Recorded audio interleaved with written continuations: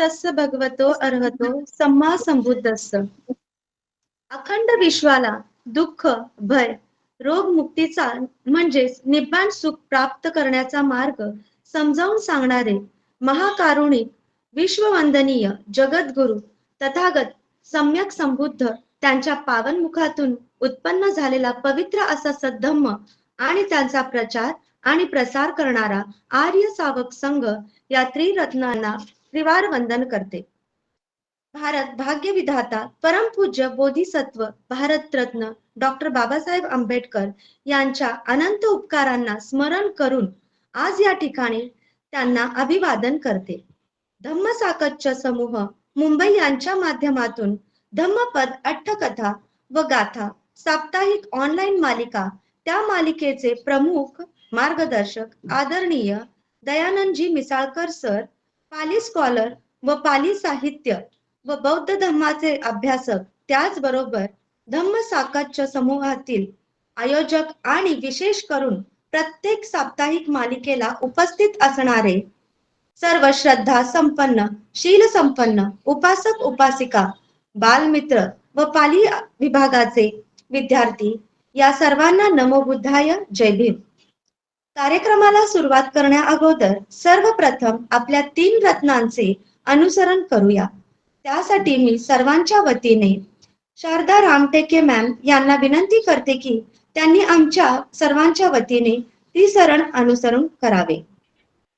अरहं सम्मा संबुद्धो भगवान् बुद्धं भगवन्तं अभिवादेमि बुद्धं नमामि.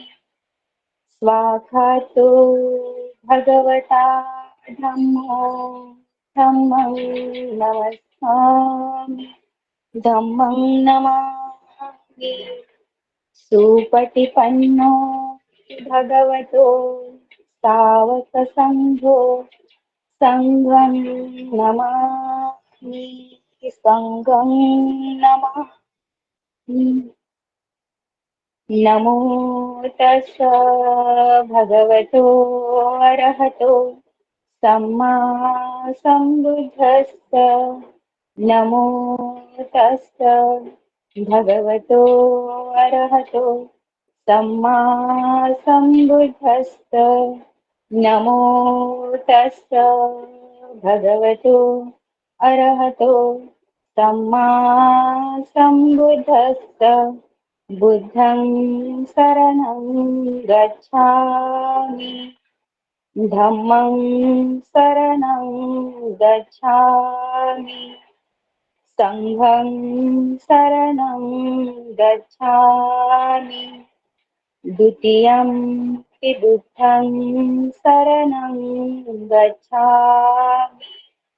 द्वितीयं हि धम्मं शरणं गच्छामि. द्वितीयं हि संघं शरणं गच्छामि. तृतीयं हि बुद्धं शरणं गच्छामि. तृतीयं हि धम्मं शरणं गच्छामि. तृतीयं हि संघं शरणं गच्छामि. साधु साधु साधु साधू साधू साधू. आजचे आपले 140वे व्याख्यान आहे आणि आजचे मार्गदर्शक आहेत आदरणीय सिद्धार्थ लभाणे सर. आपण सर्व सरांना ओळखतोच, पण दरवेळी नवनवीन श्रोते जॉईन होत असतात, तर त्यांच्यासाठी मी सरांचा थोडक्यात परिचय देऊ इच्छिते. सरांनी chemical engineer, MPSC, joint director industrial safety and healthy government of Maharashtra, MA Pali, net in Pali, few research papers. सरांचा आजचा विषय आहे ब्राह्मण वग्गो 401 ते 403 या विषयावर चर्चा करणार आहोत. मी सर्वांच्या वतीने सरांना विनम्र विनंती करते की सरांनी मार्गदर्शनास सुरुवात करावी. नमो तस्स भगवतो अरहतो सम्मा संबुद्धस्स. पहिल्यांदा सगळ्या धम्मसाकच्या ग्रुपला मी धन्यवाद देतो की त्यांनी मला परत एकदा संधी दिलेली आहे धम्मपदचं सादरीकरण करण्यासाठी आणि पीपीटी बनवणाऱ्या सगळ्या मेंबर्सना पण धन्यवाद. सो आज आपण ज्या गाथा घेणार आहोत आणि अट्टकथा घेणार आहोत त्या आहेत त्रिपिटकातल्या सुत्त पिटक मधल्या खुद्दक निकाय आणि खुद्दक निकायमध्ये जे धम्मपद जो ग्रंथ आहे दुसऱ्या क्रमांकाच्या त्या ग्रंथातला ब्राह्मण वग्गो आणि त्या ब्राह्मण वग्गो मधल्या 3 अट्टकथा आहेत. अट्टकथा क्रमांक 18, 19 आणि 20. तर या अनुषंगाने आलेल्या ज्या गाथा आहेत त्या आपण बघूया. गाथा क्रमांक 401. गाथा अगदी छोट्या छोट्या आहेत त्यामुळे आपल्याला खूप छानपैकी त्याला वेळ देऊन व्यवस्थित डिस्कस करता येईल आणि तुम्हाला व्यवस्थित समजतील या पद्धतीने मी थोडंसं स्लो जाईल आणि त्यामध्ये तुम्हाला जर वाटलं की याच्यात फास्ट करा किंवा स्लो करा तुम्ही मला सांगायचं आहे. तर गाथा क्रमांक 401. वारी पोखर पत्त एव आरगौरीव सासको यो न लिंपती कामेसु तम अहं ब्रूमी ब्राह्मणं. तर वारी म्हणजे पाणी, पोखर म्हणजे पुष्कर किंवा लोटस, पत्त एव पत्त म्हणजे पान म्हणजे कमळाचं पान म्हणजे पोखर पत्त आणि एव म्हणजे त्याप्रमाणे आरोग्य अरीव तर सुईचं टोक म्हणजे आरोग्य अग्र नाही का तर सुईचं टोक तर आणि सासपू म्हणजे जी मोहरी असते त्याला सासपू म्हणतात पालीमध्ये. आणि लिंपती म्हणजे काय की त्याला चिकटणे किंवा तिथे स्थिर होणे आणि लिंपती न लिंपती कामेसू तर कामभोगामध्ये लिंपत राहत नाही किंवा त्याला चिटकून नाही राहत तर अशा व्यक्तीला न लिंपती कामेसू आणि अशा व्यक्तीला मी ब्राह्मण म्हणतो असं बुद्ध म्हणतायत.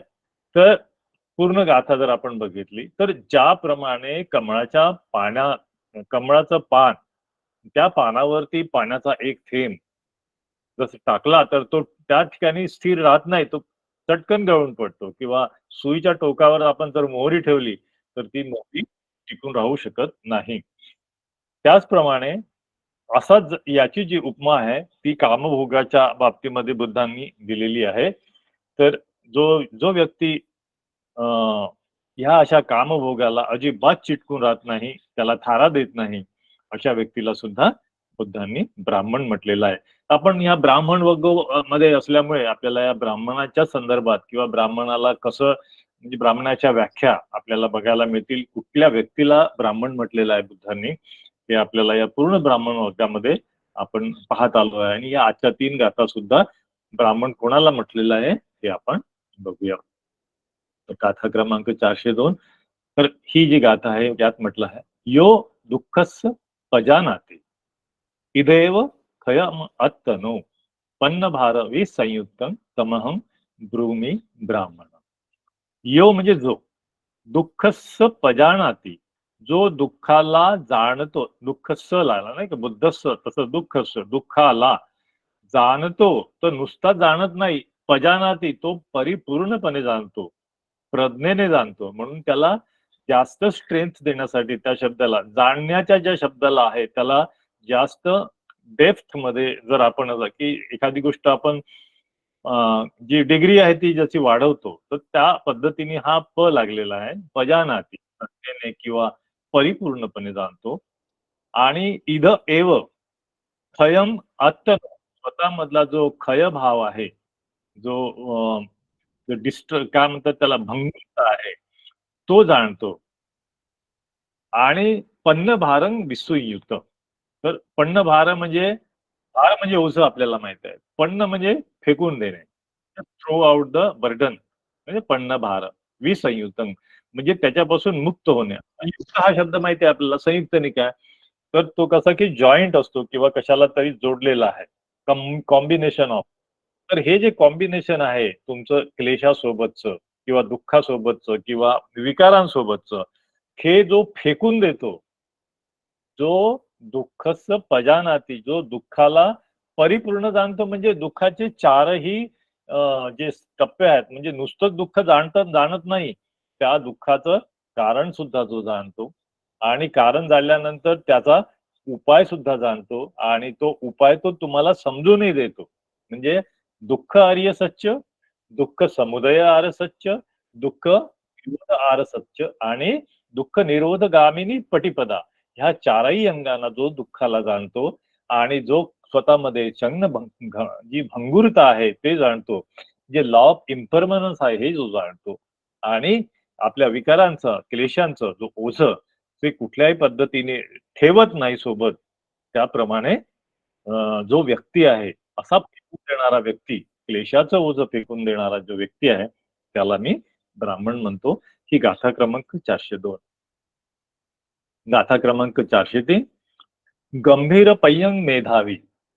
जो गंभीर आहे, गंभीर पय्य, पय्य म्हणजे प्रज्ञा किंवा विजडम किंवा द सुप्रीम नॉलेज, त्याच्यामध्ये तो मेधावी आहे. म्हणजे कसा आहे तो एक्सपर्ट आहे. मेधावी ह्या शब्दाचा ऍक्च्युअल अर्थ आहे मेधावी, त्यामध्ये प्रावीण्य ज्याला मिळतं त्याला मेधावी व्यक्ती म्हणतात.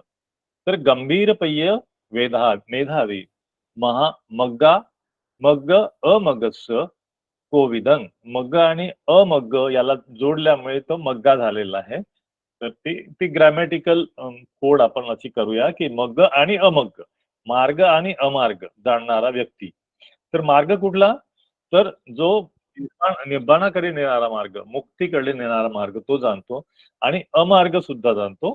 तर अमार्ग म्हणजे जो तुम्हाला अधोगतीकडे नेणारा मार्ग आहे, हे जाणणारा जो सुज्ञ व्यक्ती आहे, ज्याला उत्तम अर्थ प्राप्त झालेला आहे याच्यातून, या मार्ग आणि अमार्ग जाणण्यामधला जो फरक आहे, जो डिफरन्स आहे, जो अर्थ आहे, जो जाणलेला आहे, अशा व्यक्तीला सुद्धा बुद्धांनी ब्राह्मण म्हटलेलं आहे. या तिन्ही गाथांमध्ये आपल्याला ब्राह्मण या शब्दाबद्दल डिटेल डेफिनेशन आपल्याला, त्याचबरोबर आता टीचिंग्स काय काय आहेत त्या आपण अठ्ठकथा जेव्हा बघू त्यावेळेस आपल्याला लक्षात येईल. तर पहिली जी गाथा म्हटलेली आहे बुद्धांनी ती उपलवण्णा जी आहे, ही उपलवण्ण थेरी वत्थू. तर उपलवण्ण थेरी वत्थूची जी गाथा 401 ची जी गाथा आहे ती आहे उपलवण्ण थेरी वत्थू. आणि ती सुरू होताना बघा आपल्याला आता ते सांगतात की गाथा आपल्याला तुम्हाला 69 क्रमांकाचं जे धम्मपद आहे तिथे आपल्याला बघायला पाहिजे. तो वारी पोखर पत्तेव इमंग धमदेसन सत्ता जेतवने विहरंतो उप्पलवण्ण थेरी आरंभ कथेसी. तर ही जी धम्मदेसना आहे ही जेतवनामध्ये दिसली आहे त्यावेळेस आणि ती धम्मदेसना आहे ती उपलवणा थेरीच्या बाबतीमध्ये सुरू होते आहे आरंभ कथेसी. तर त्यासाठी तुम्हाला काय करावं लागेल? वत्थू मधुआ मय्यती बालो ती गाथा वर्णनाय विस्तारित एव. म्हणजे तुम्हाला पहिल्यांदा जाणून घ्यावं लागेल विस्ताराने, विस्तारित एव. काय जाणून घ्यावं लागेल की पहिली घटना काय होती उपलवण्णा थेरी बद्दल.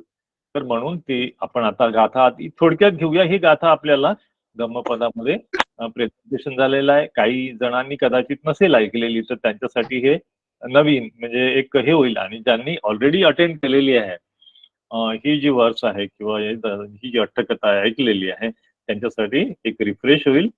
तर काय आहे 9 नंबरची जी गाथा? मधुआ मय्यती बालो यावं पाप न पच्यती. पच्यती म्हणजे पक्व होणे. तर मधुआ गोड लागणे किंवा मधासारखं सुंदर फील होणे किंवा आपल्याला त्याचा अनुभव येणे. मय्यती बालो, तर जो मूर्ख व्यक्ती असतो त्याला की नाही हे पाप जोपर्यंत पक्व होत नाही तोपर्यंत जे पाप करणं आहे त्याला खूप मधुर वाटते, साखरेसारखं गोड वाटते. पण यदाच पच्यती पापं, जेव्हा ते पाप त्याचं पक्व होतं तेव्हा बालो दुःख निगच्छती. म्हणजे तो जो मूर्ख माणूस आहे त्यावेळेस मात्र त्याला दुःखाचा दुःखाचा अनुभव घ्यावाच लागतो. त्याला पर्याय नाही आहे. त्याला दुःख होतच. हा नियमच आहे बुद्धांनी दिलेला की जे तुम्ही जर अकुशल केलं किंवा पाप केलं तर त्याचं दुःख तुमच्या पाठीशी येणारच आहे. ही गाथा क्रमांक 69 आपण आता चर्चेला घेत आहोत. आता ही जी गाथा आहे ती कुठे म्हटलेली आहे? इमंग धम्मदेसनं सत्ता जेतवने विहरंतो उपलवण तसी. आता जी गाथा आहे ती सुद्धा जेतवना विहारातलीच आहे आणि आता आपण फ्लॅशबॅक मध्ये चाललेलो आहे 69 गाथेकडे. ती सुद्धा जेतवन विहारामध्ये म्हटलेली आहे बुद्धांनी त्याच थेरीबद्दल. तर तीच थेरीची आपण अट्टकथा बघूया. तर सा किर म्हणजे सा म्हणजे कोण? ती उपलवना. पदमुत्तर बुद्धस्य पादमूले पठ्ठनं पट्टपेत्वा कस्य सत्त सहस पुय्यानि कुरुमाना देवेषु च मनुष्येषु च संसरति इमस्मि बुद्धोत्पादे देवलोकतो छवित्वा सावित्रीय सेठिकुले पटिसंधी गण्य. तर काय होतं की पदमुत्तर काळामध्ये ही जी उपलवना आहे त्यावेळेस ती काय करते?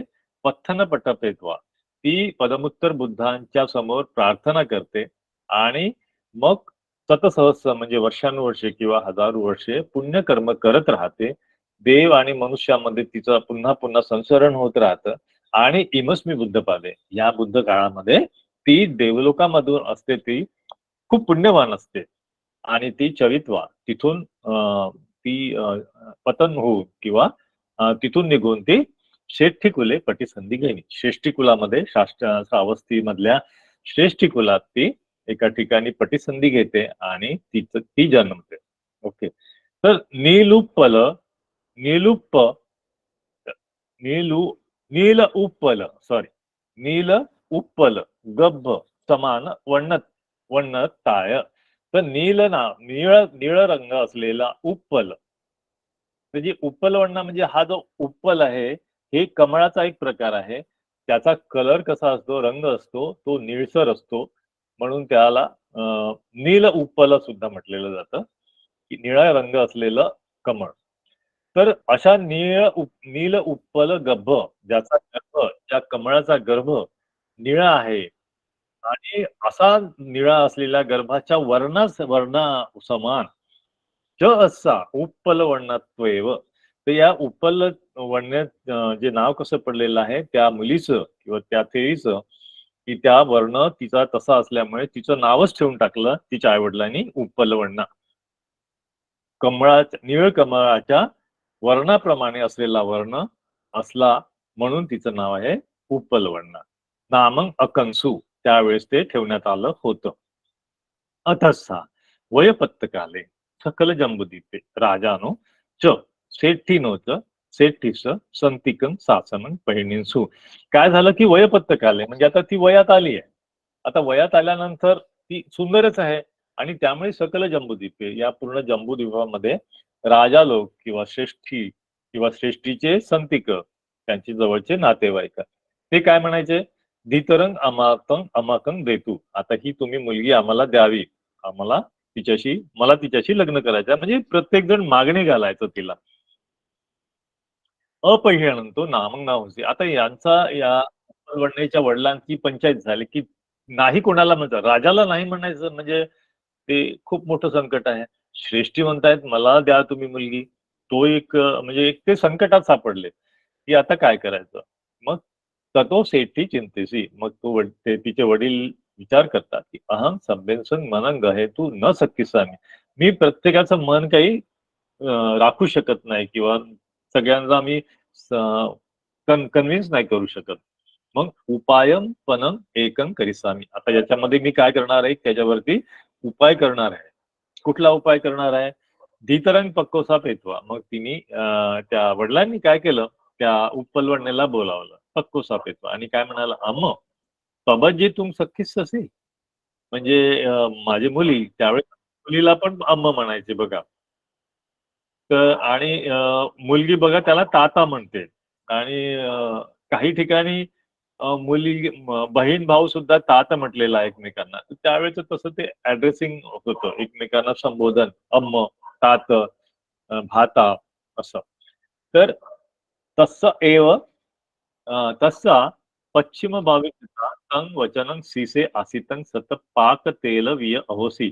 तर ज्यावेळेस वडिलांनी म्हटलं की तू पबज्जा घेशील का मुली, तर त्यावेळेस तिला तिच्या भावना बघा कशा आहेत. तर ज्याप्रमाणे सतपाक तेल 100दा जे शुद्ध केलेलं जे तेल आहे किंवा जे कॉस्मेटिक आहे, ते जसं की डोक्यावरती ओतलं आणि त्याचा जो आनंद आहे तो तिला जाणवला. पूर्ण शरीरभर तिच्या रोमांच निर्माण झाले, की आनंदाच्या लहरी निर्माण झाल्या आणि ती म्हणाली, "तस्मा पितर." वडिलांना म्हणाले, "बाबांजी सामी तात." मी प्रवज्जा घेणार आहे घ्यायला. मी तयार आहे. बाबांना म्हणते ती. आणि त्यानंतर तो तसा महंतं सत्कारं कृत्वा भिक्खूंनी उपस्सय नेत्वा पबज्येसी. मग काय झालं, की तिचा खूप सत्कार झाला, की ती प्रवज्जा घेते आहे आणि अशा पद्धतीने तिचा सत्कार झाला. तिकडे सगळीकडे तिची कीर्ती पसरली आणि मग भिक्खूंनी संघामध्ये तिला नेऊन उपसंपदा देण्यात आली, प्रवज्जा देण्यात आली. तस्य अचिर पबज्जिताय एवं उपोसथागारे कालवारो पापुणी. मग तिची ड्युटी कुठे लागली? उपोसथागारमध्ये. म्हणजे जे मोनॅस्ट्रिक हाऊस असतं, त्या ठिकाणी तिची ड्युटी कशी लागली? की मोनॅस्ट्रीची काळजी घ्यायची, उपोसथागाराची, कालवारो ज्या ठरलेल्या काळाप्रमाणे किंवा टाईम टेबल प्रमाणे आपण आजच्या काळात म्हणूया आणि त्याची देखरेख करायची. तर एक दिवस काय होतं आणि तिला ती झाडलोट करावी लागायची, दिवे लावावे लागायचे आणि नंतर मग तिला बसावं लागायचं, की आता हे सगळं नीटनेटकं आपण उपोषणागार तयार केलेलं आहे. आणि त्यावेळेस सा दीपं जालित्वा. मग तिने काय केलं, संध्याकाळ झाली होती आणि तिनं दीप प्रज्वलित केलेत आणि उपोषणागार सम्मजित्वा पूर्ण उपोषणागार झाडून घेतलं व्यवस्थित आणि दीपशिखाय निमित्तं गणित्वा. तिने काय केलं, की निमित्त म्हणजे ऑब्जेक्ट ऑफ मेडिटेशन काय घेतलं? दीपशिखा म्हणजे त्या एका दीपाची ज्योत नाही का, फ्लेम ऑफ द लॅम्प हेच तिने निमित्त घेतलं आणि ठितावं. मग त्या ठिकाणी ती स्थिर झाली. पुन्हं पुन्हं अवलोकय माना. अवलोकेय माना. माना म्हणजे कंटिन्युअस टेन्स आहे. मग ती त्या दीपशिखेकडे अवलोकन करत राहिली. काय तिचं ते ऑब्जेक्ट ऑफ मेडिटेशन आहे. तर त्या मेडिटेशनला तिने काय केलं? त्याचं आलंबनला कंटिन्यू केलं. माना. She continued the meditation with the flame of the lamp. Okay. तेजो कसीनं आरंभ झानं निबत्तित्वा. मग हे ज्या दीपशिखाचं जे कसिण आहे, जे आपल्याला कसिण सांगितलंय ना, तेजो कसिण, वायो कसिण म्हणजे all are the object of meditation. तर त्यामध्ये ही जी दीपशिखा आहे, हे one of the meditation object that is तेजो कसिना. तर हे ध्यानाचं आलंबन घेतल्यानंतर तिला निब्बाण प्राप्त झालं. तर त्या दीपशिखेमध्ये तिने काय बघितलं? क्षयवय म्हणजे जे रायझिंग पासिंग अवे, ही दीप बघा कशी उत्पन्न होते आणि नष्ट होते असं तिने बघितलं आणि त्याचा बोध होऊन अनिच्च, अनत्त आणि दुःखाचा त्या ठिकाणी तिला प्रत्यक्ष अनुभव आला. यथाभूत ज्ञान दर्शन झालं आणि त्या ठिकाणी तिला निर्वाण प्राप्त झालं. अर्हत तमैवं पादकं कत्वा. त्या ठिकाणी ती स्थिर झाली असतानाच अर्हत पापुणी. त्या ठिकाणी ती अर्हत पद तिला प्राप्त झालं आणि सद्धी म्हणजे त्याच्या सोबतच पटिसंभिदायी च एव अभियाही. म्हणजे नुसतंच अर्हत पद प्राप्त झालं नाही, पण त्याच्या सोबतच तिला पटिसंभिदा आणि अभिया सुद्धा प्राप्त झाले. तर पटिसंभिदा म्हणजे द अनालिटिकल नॉलेज जे अभिधम्मामध्ये सांगितलं आहे, त्याला आपण डिटेल यापूर्वी पण चर्चा केलेली आहे, की हे जे एक चित्त आणि चेतसिका याचा संबंध. मग हे उत्पन्न कसं होतं चित्त किंवा त्याचं विपाक कसे होतात किंवा एखादा जीव जन्माला येतो तो कर्म कसे करतो, त्याचे विपाक कसे होतात, याचं जे अनालिटिकल ज्ञान आहे दॅट इज पटिसंहिता. आणि अभिया म्हणजे सुपर नॉर्मल पॉवर्स. तर त्या 6 अभिया सुद्धा तिला प्राप्त झाल्या. तर विषयांतर होऊ नये म्हणून ह्या अभिया आपण शेवटी थोडंसं चर्चा करू याच्यावर, ते आपल्याला वेळ मिळेल तेव्हा. तर अभिया या ठिकाणी म्हणजे 6 सुपर नॅचरल पॉवर्स. हे सगळे तिला अर्हत सोबतच प्राप्त झाले. सा अपरेण समयेन जनपदचारिकं चरित्वा. मग आता ही झाली अर्हत आणि त्याच्या अपरेण समय. मग काही कालांतराने काय झालं की जनपद चारिका, त्या जनपदामध्ये ती चारिक चरित्वा पंचागत्वा अंधवनं पविसी. ते अंधवनं नावाचं एक वन होतं. त्या वनाचं नाव अंधवन. ते खूप त्या ठिकाणी अंधार राहायचा. तर त्या वनामध्ये तिने प्रवेश केला, कारण ती तिथे राहायला गेली होती. अर्हत झालेली आहे ती, चारिका करते आणि त्या अंधवनामध्ये झोपडीमध्ये ती राहते.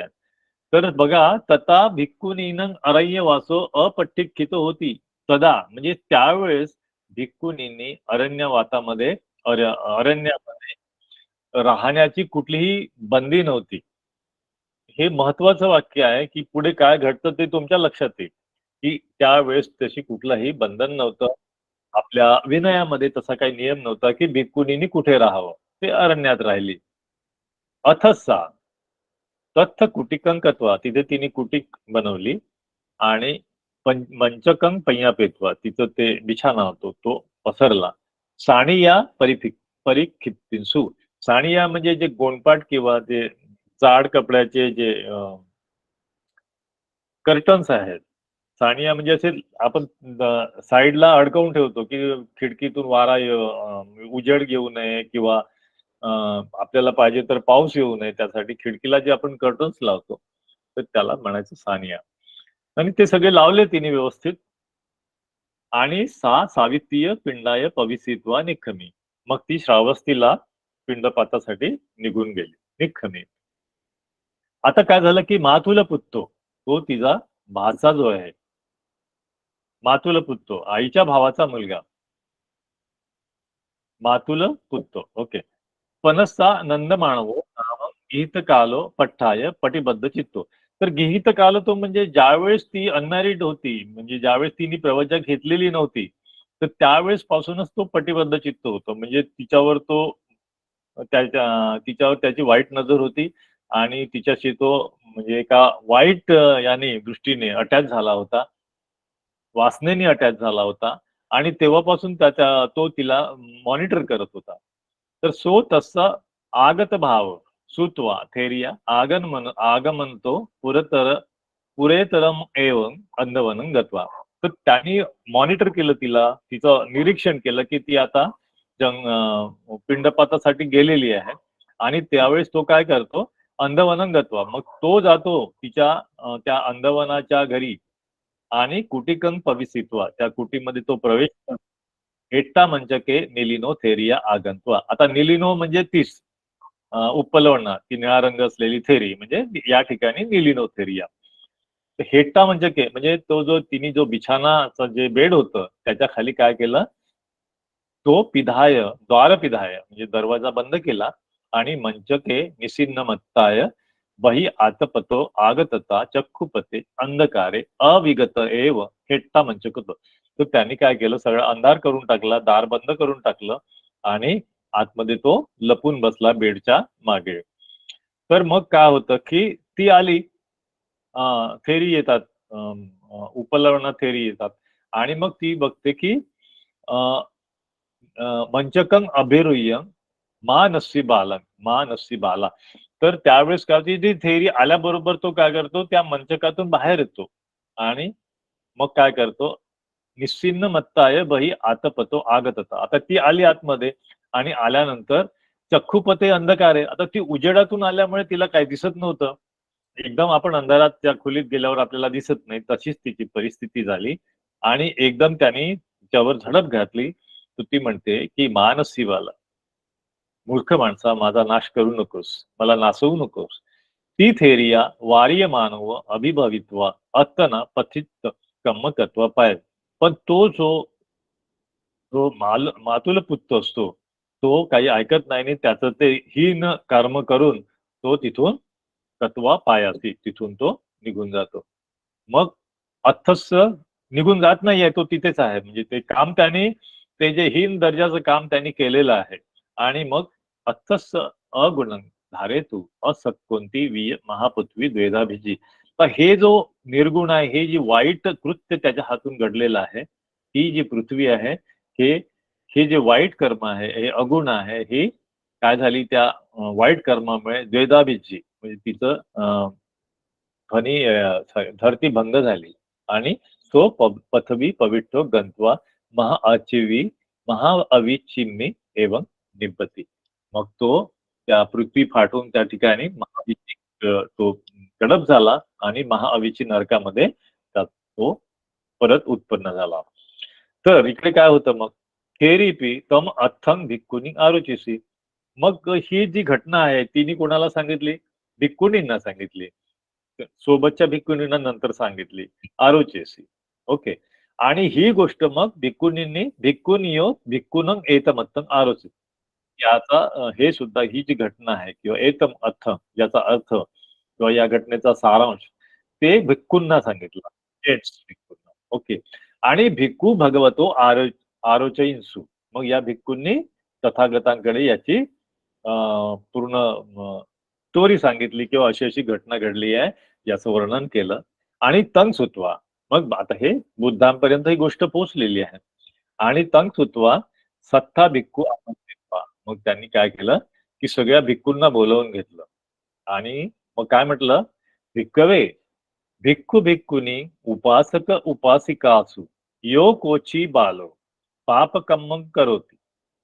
म्हणजे भिक्खू असो की भिक्खुनी असो, उपासक असो की उपासिका असो, जो कोणी पापकर्म करतो त्याच्यानंतर मधुसक्कर आदिसु किंची देव मधुर रस खाद मानो पुरी सोवीय तुट्ट हट्टो उदग्गो वीय करोती. तर हे पाप कर्म करत असताना मग तो कोणी असो, तर त्याला कसं वाटतंय की मधुसक्कर म्हणजे मध आणि साखरचा जसा आस्वाद आहे तसं तो त्याला त्याचं जाणीव होते, त्याच्यामध्ये तो रममान होतो, त्याला रस घ्यायला लागतो. जसं की एखाद्या गोष्टीचा आपण उदो उदो करतो, त्या शब्दाचा अर्थाने तशा अर्थाने उदग्गो आला आहे. म्हणजे त्याची सगळी वाहवा करत राहतो, कारण त्याला ते प्रिय वाटतं. पण अशा ठिकाणी मग पुढे म्हणतात बुद्ध की हे केव्हा होतं की जोपर्यंत त्याचं जे पापकर्म आहे तोपर्यंतच ते होत राहतं आणि पापकर्म झाल्यानंतर पुढे काय होतं मग ती अनुसंधी घटेत्वा. मग या घटनेच्या अनुषंगाने ही घटना जोडून गाथा म्हणतात. धम्म देसेंतो. मग आता धम्म देशनाला म्हणतात इमंग गाथा आह. काय म्हणतात, मधुवा पय्यती बालो यावं पापं न पच्यती यदाच पच्यती पापं बालो दुःखं निगच्छती. अर्थ आपण बघितलेला आहे की जोपर्यंत पापाचं धडा भरत नाही किंवा त्याचं पक्व होत नाही तोपर्यंत त्याला खूप मधुर वाटतं आणि एकदा ते पक्व झाल्यानंतर त्याला दुःखाचा सामना करावा लागतो. आणि ही गाथा म्हटल्यानंतर देसना अवसाने बहु सोतापत्ती फल आदी पापणीसू. ही देसना झाल्यानंतर खूप साऱ्या व्यक्तींना, खूप साऱ्या भिक्खूंना सोतापत्ती आणि इत्यादी फळांची प्राप्ती झाली. पण ही प्राप्ती झाल्यानंतर बुद्धांनी एक विनय बनवला की भिक्खुनींनी, मग ती अरहत असेना किंवा साधी असेना, कुठे कोणीही जंगलामध्ये एकटं राहायचं नाही. तिचं वास्तव्याचं ठिकाण एकतर गावात असेल किंवा मग ज्या ठिकाणी भिक्खूंचा संघ वास्तव्याला आहे त्याच्या देखरेखी किंवा त्यांच्या प्रोटेक्शन खाली किंवा त्यांचं लक्ष राहील अशा ठिकाणीच असावा, असा विनयामध्ये एक आपल्याला नियम दिसतो. तर तो जो नियम आहे तो या भिक्खुनीच्या प्रसंगामुळे बनवण्यात आला आहे, हे याच्यामध्ये आपण लक्षात घेतलं पाहिजे. तर हे झालं बॅकग्राऊंड. आता आपण मूळ स्टोरीवरती, मूळ आजच्या अट्टकथेवरती येतोय. ठीक आहे. तर उपलवण्णा थेरी वस्तू आता 401 नंबरची गाथा आहे. आता इथून सुरू होते. मग ही घटना झाल्यानंतर अपरेन समयेन काही काळानंतर महाजनो धम्मसभाय पेसी. तर त्या भिक्खूंच्या धम्मसभेमध्ये एक कथा, एक डिस्कशन निर्माण झालं की चर्चेचा विषय तयार झाला. तो कुठला की क्षीणासवापी मय्ये कामसुखं साधियन्ति कामं सेवन्ति हीन सेविसन्ति. काय म्हटलंय, एकमेकांशी काय म्हणत होते की हे जे क्षीणाश्रव झालेले आहेत किंवा ज्यांचे आश्रव पूर्ण नष्ट झालेले आहेत, पण मला वाटतं मय्ये म्हणजे आता दे आर डिस्कसिंग की कामसुख साधियन्ति, यांना कामसुखांचा तर स्पर्श होतच असणार आणि व्हायलाच पाहिजे, कारण अल्टिमेटली ते काय आहेत, अल्लमस्स शरीरावत आहेत, सुद्धा हाडामासाचेच आहेत. तर आणि नंतर कामं सेवंती, त्यांना काम सुद्धा, कामभोगांचा सुद्धा स्पर्श होत असल्याने त्यांना कीन सेवन्सिती, मग त्यांनी त्याचा उपयोग का घेऊ नये, नाही का? जरी विकार त्यांचे नष्ट झालेले आहेत तर का घेऊ नये? आता सगळेच अनंत नव्हते त्याच्यामध्ये, काही जे होते ते रॉ किंवा काय म्हणतात कच्चे भिक्खू होते. तर ते पुढे काय म्हणतात ते, की न होते न हे ते कोळापरुखा न च वमिका. जर हे असं नसेल होत, तर मग हे लाईफ त्यांचं एकदम वृक्ष झालं. आपल्या जे पृथ्वीजन आहेत किंवा आपले सर्वसामान्य लोकांना तर तेच वाटेल ना, की हे काय लाईफ आहे त्यांचं पूर्ण ड्राय, म्हणजे त्यांना कुठल्याही पद्धतीचं म्हणजे सेन्शुअल प्लेजर्स नाही आहेत. म्हणजे ते किती काय म्हणतात दूर गेलेले आहेत आपल्या ऐहिक सुखापासून किंवा ज्या ह्याच्यापासून. त्याची जी चर्चा आहे तर त्याला उपमा देतात, की कोळापरुखा, जसा जो वाळून गेलेला पोकळ जो वृक्ष आहे कोळापरुखा, नाही का? तशा पद्धतीचं त्यांचं एक नीरस असं काय म्हणतात त्याला हॉलो जीवन आहे. न च वमिका. वमिका म्हणजे जे वारूळ असतं ना, ते सुद्धा असं हॉलो असतं आतमधून, पोकळ असतं. तर मीनिंगलेस त्यांना म्हणायचं, की हे असं लाईफ एकदम त्यांचं वृक्ष झालेलं आहे किंवा मीनिंगलेस झालेलं आहे. जरी ते अल्लमस्त शरीरावर, ते सुद्धा त्यांच्याकडे सुद्धा शरीर मांसाचं आपल्यासारखे ते हाडामासाचे जीव आहेत. त्यांचं पण लाईफ आहे ना. मग त्यांनी एन्जॉय का करू नये? तस्मा एतेपि कामसुखं साधियन्ति. त्यामुळे कामसुख त्याच्यामध्ये साधियन्ति म्हणजे त्यांनी घ्यावं की नाही याबद्दल ते चर्चा करत होते. मग सत्ता आगंत्वा, मग त्या ठिकाणी बुद्ध येतात आणि विचारतात, "काय अनु अत्थ भिक्खवे?" काय अर्थ आहे, म्हणजे काय चाललेलं आहे? "एतरीये कथाय ना सन्निसिन्ना." ही त्यांची नेहमीची बुद्धांची सवय आहे, की काय चाललंय भिक्खूंनो, कसली चर्चा करताय?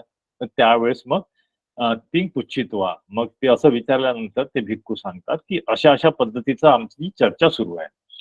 तर ती उत्ते. मग भिक्खूंना बुद्ध सांगतात, की "न भिक्खवे." नाही भिक्खूंनो, "खिनासवा कामसुखं साधियन्ति न कामं सेवन्ति." न भिक्खवे म्हणजे नाही भिक्खूंनो, हे जे क्षीणाश्रव झालेले लोक आहेत, यांना कामसुखाचा स्पर्श त्याच्याशी ते जोडूनच घेत नाहीत. जरी ते त्याच्याशी ते दिसतात, त्यांना सगळे कामसुख काय ते हाडामासाचे असल्यामुळे त्यांना सगळंच कळतं. ओके. परंतु त्याला कुठल्याही पद्धतीचे ते स्पर्श झाल्यानंतर त्याला ते निसटून जातात. म्हणजे त्याच्यासोबत ते कुठलेही अटॅच राहत नाहीत किंवा त्याला त्याच्यात लिप्त होत नाहीत. तर असं बुद्ध सांगतायत आणि त्या अनुषंगाने ही गाथा म्हणतात. एवढीशीच आहे कथा, नाही का? की ते चर्चा करत आहेत भिक्खू, की कामसुखांबद्दल आणि खिनाशव उपलवनाबद्दल.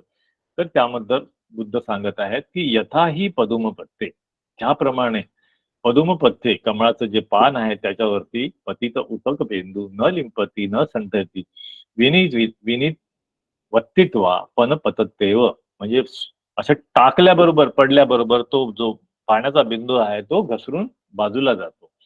यथाच आरोग्य सासपो न उपलिंपती न संठती विनित्वा पतत्तेव.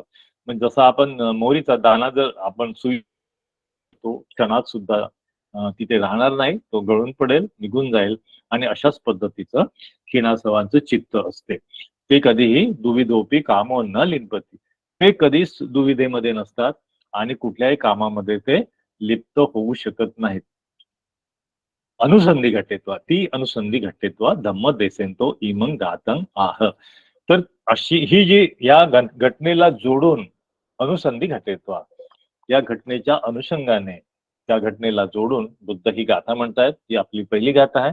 वारी पोखरत अत्तेव आरग अरीव सासपो यो न लिंपती कामेसु तम अहं ब्रूहि ब्राह्मण.